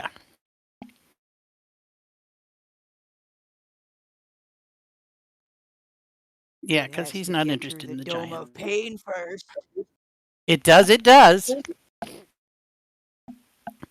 What's its speed? Its speed is 80 feet flying. 5, 10, 15, 20, 25, 30, 35, 40. 45-ish. I'm Did it gonna enter do a the dome? 50-50. Half speed. Yes, it has entered your dome. The It needs to do a thing. Hold on, I need to remember how it works. Sorry, I'm Okay. dumb. It's stunned until the end of your next turn, so it was stunned until I finished attacking it. We're cool. Fabulous. Great news. He needs to make a wisdom saving throw. cool. Perfect.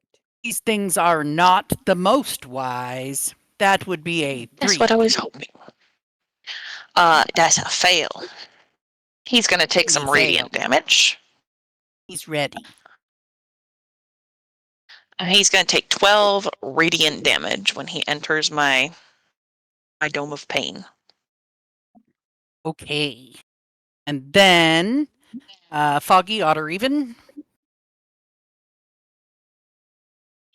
Even again. Foggy, odd or even again. Hey, it's dusk this time. Oh boy. And Dusk. disadvantage Is it at disadvantage? because of the ghosty guys. Maiev. Maev's ghosty guys. My Ghosty guys, I think, are only on the red. No, because Resistant that is not the to one that I hit. damage. Couldn't hear that all that. If Only she's from the attacking with one the that I green, hit, no. which is still the red one. Okay. Okay, so it's not at disadvantage, but is he protected by your that 8 minus 8 reduced by 8?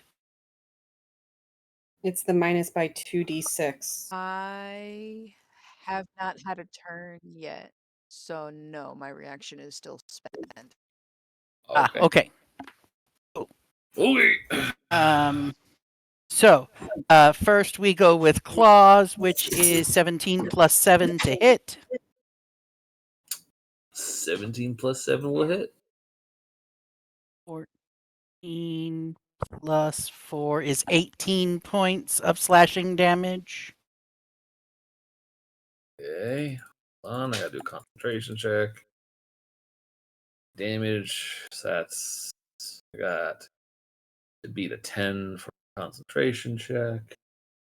Saving throw, whatever. Ooh, I got a plenty. Over 13. Plenty is good. We like a plenty. 16. So I'm still concentrating. But ow. Alrighty.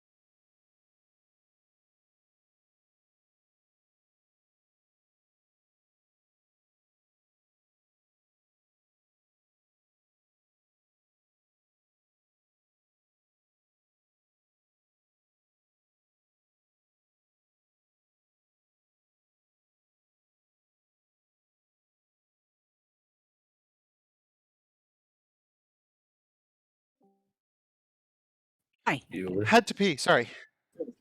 Ah, sorry. That Okay. was me rejoining on my phone. The second attack was at you with the stinger. Yes. Somebody tell me what the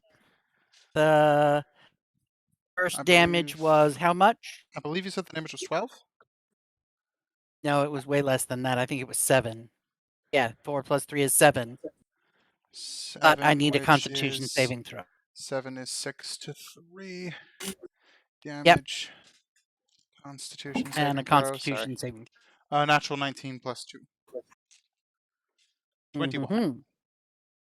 Okay, so you would normally take this chunk of poison damage on a failed save or half as much on a successful one. So I'm going to calculate the damage. You're going to And then cut I it will in half, and then you're going to cut it in half again. Right?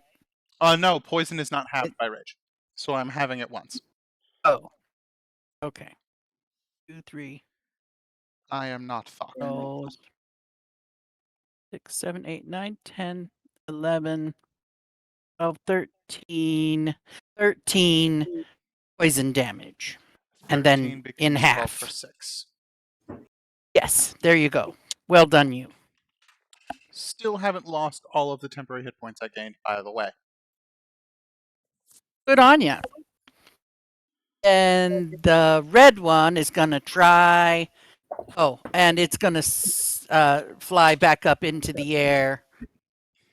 So if anybody wants to do an attack of opportunity on it before it flies away, The red one? you all could do that. A green one. The green Green one. one. So that would be Foggy and Dusk can make an attack of opportunity Hey, if they I'll want. go for it. Yeah, let's swing at it with Lightbringer. I might not. 14? Yes, that hits. Fuck yeah, okay. 12. Does not hit. Womp womp. 4, 5, 6, 7, 8 points of slashing damage. Hey, Mom. Yep. Can I have a Constitution saving throw? Stunning strike. Whoa! Do it again! Do it again! Yep. Constitution is 14. Motherfucker. That saves. Okay. And he's Damn it. gonna back off a little bit. DC 13. Bitch. Yeah. Fuck you, Alrighty. buddy. The red one is gonna try and attack Maev. Maev's gonna tell me if that if I have to do anything weird because it's the red one. Has Is to it make a disadvantage wisdom or anything? savings throw. Oh, wisdom saving throw first. Yes. And it Wisdom, moves at not what, half the most speed? wisdom. Okay. Wisdom saving throw is a 16. 1-6. It does save. It takes half damage. So let's see.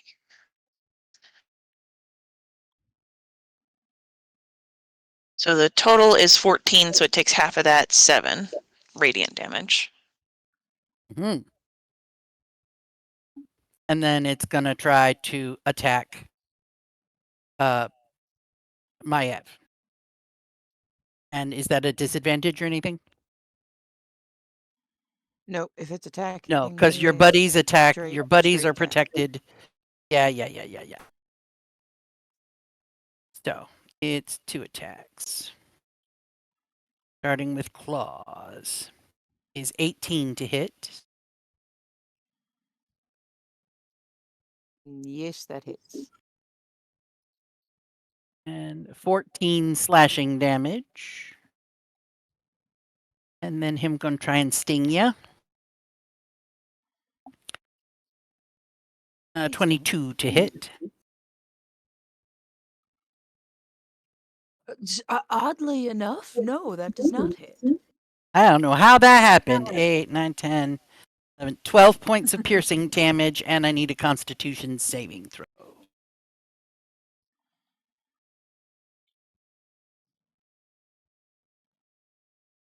Different screen for that. Constitution.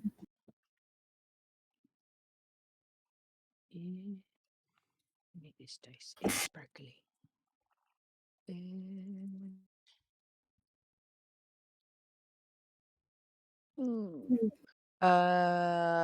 26. Cool. You take half as much damage. I forgot to do the math. 13, 16, 17, 18, 19, 20, 21, 20, 22. Cut in half is 11. Poison damage. Cool, cool, cool, cool. Cool. And then this last wyvern is so not interested in the giant. He is much less fun to play with. 5, 10, 15, 20, 25, 30, 35, 40. Swooping down. Tries to claw at Rasa. It's only 12 to hit.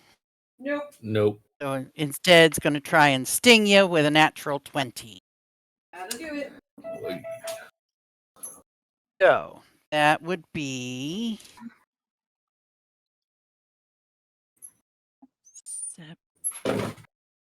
14 points of piercing damage. And I need a Constitution saving throw.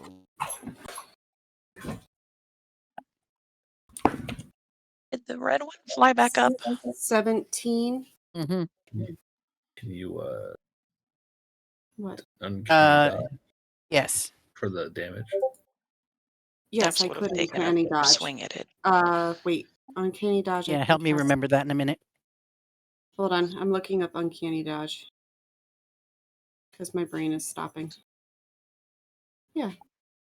Attacker that you can see hits you with an attack. So yeah, I'm going to uncanny dodge for half.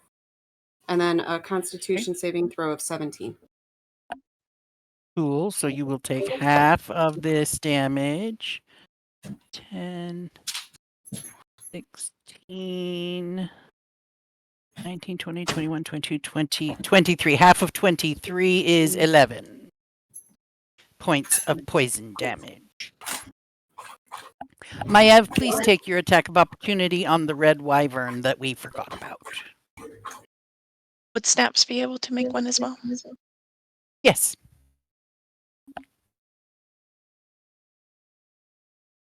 Wait, do I? It requires a reaction to do that. Do I have a reaction? Why would you not?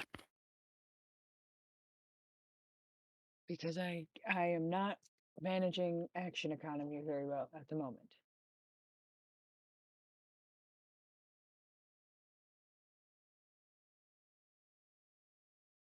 Because if It I had a attacked reaction during you. their turn,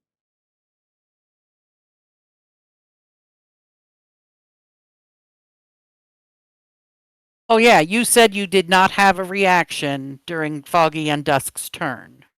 But you did, because you had had a turn. So if you'd like, we can go back and give Dusk or Foggy 8 hit points, or you can have an opportunity attack now.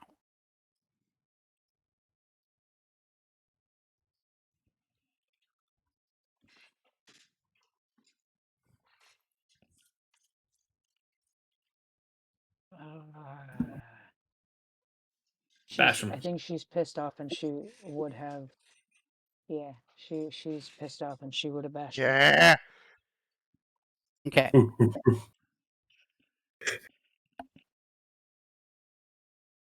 And Snaps can feel free to go first while I try to get my shit together. Okay, Snaps. Snaps rolled a Attack of 15 to hit. That hits. Okay, she's bonking at it with her regular old quarterstaff. Oh, and that's a 6 on the d6 plus 1, 7 points of bonk damage. Oops. Cool. Son of a fuck, that was a terrible roll.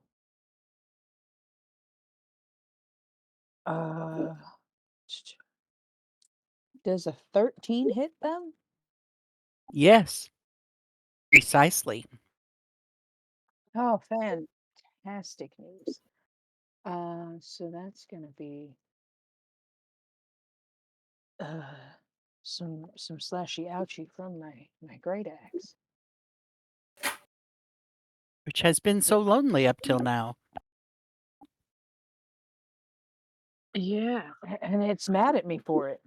That's gonna be a big ol' 9. Cool. And then Rasa, you get to have an attack of opportunity on the blue bitch when she takes off again. No, I don't, because I did uncanny dodge. Oh, all right.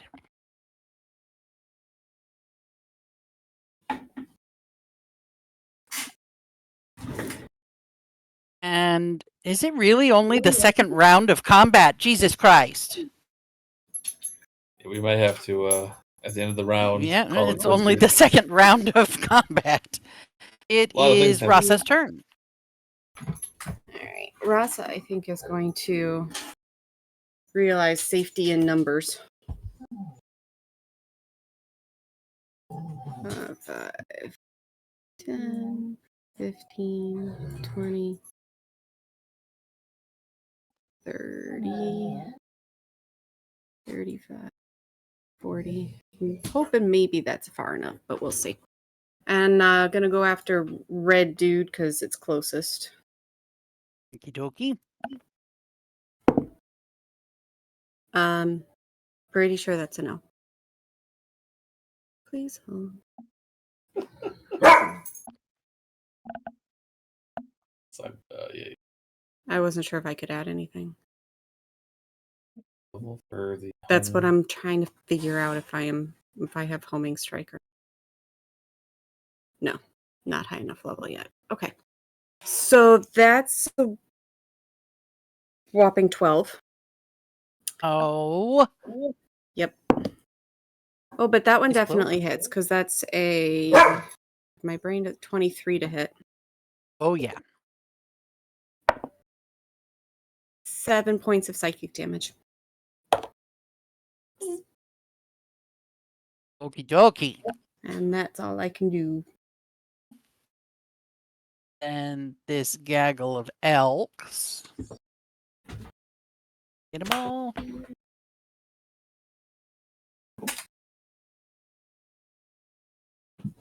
$15, $20, $30, $35.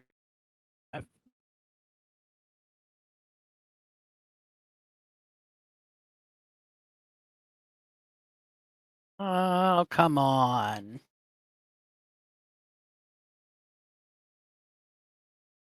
Literally, this one's off the screen. This one is that far away.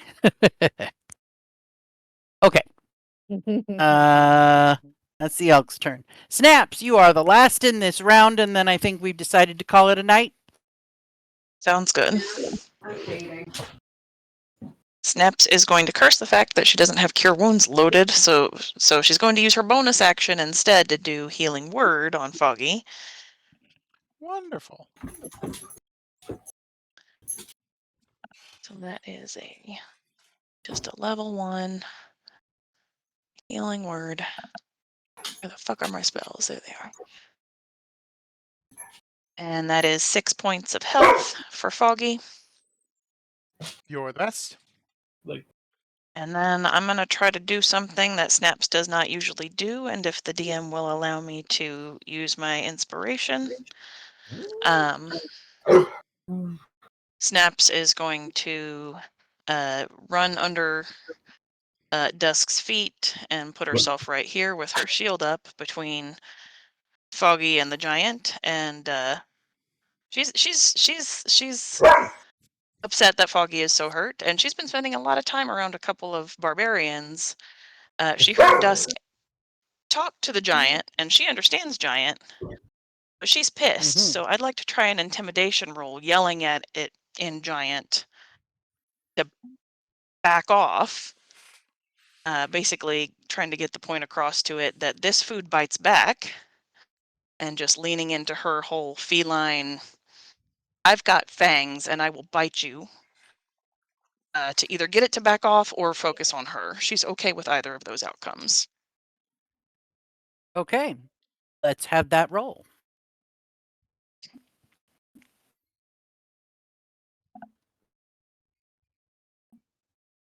Neither of them were good. Okay.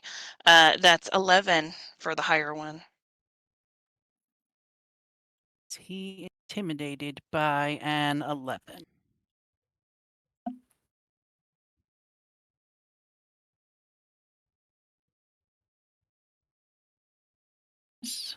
Three.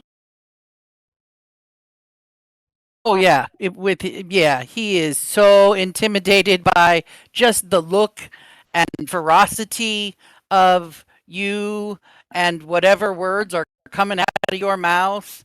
He immediately would think twice about coming at you. Okay. Definitely. I have to figure out how to write that shit down. She would have said it in And is giant there- because she understands giant. Yeah, well, it doesn't understand language at all at the moment. It's literally in a frenzy. But It's the that was a tone. yeah, it was the tone and the ferocity, and it was intimidating, definitely, because he rolled a 3 on his Constitution saving throw. So you made him pee a little. Okay, so at the beginning of round 3,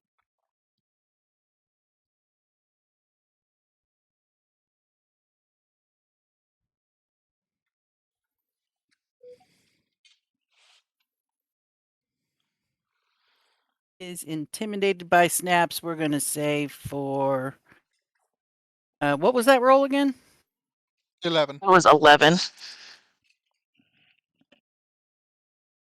So the difference is only 8. So we're going to say just for 1 round. And so if he has to choose which way to go, he's going to avoid going straight toward you. Okay. I'll take it. That's lovely. Elk are gone.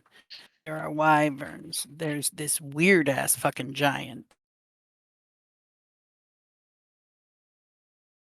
Which I am just astonished that we have only gotten through 2 rounds. Well,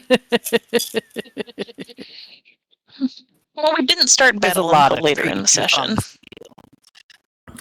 the We But spent it feels like a lot more shit has happened. Yeah, we got trampled. We got, had Yeah. to fly out of the way. That's true. It's technically 3 rounds in because they did have that whole surprise round happen. It wasn't really a surprise round. It was more of a, this is what happened before you got to the top of the hill. Okay. Let's put Sarah to bed. Yep. The dogs will thank you. Yeah. The dogs are starting to get like, Mom, go They to bed. start bossing me around. When they want to go to bed, they start barking at me to go to bed. It's-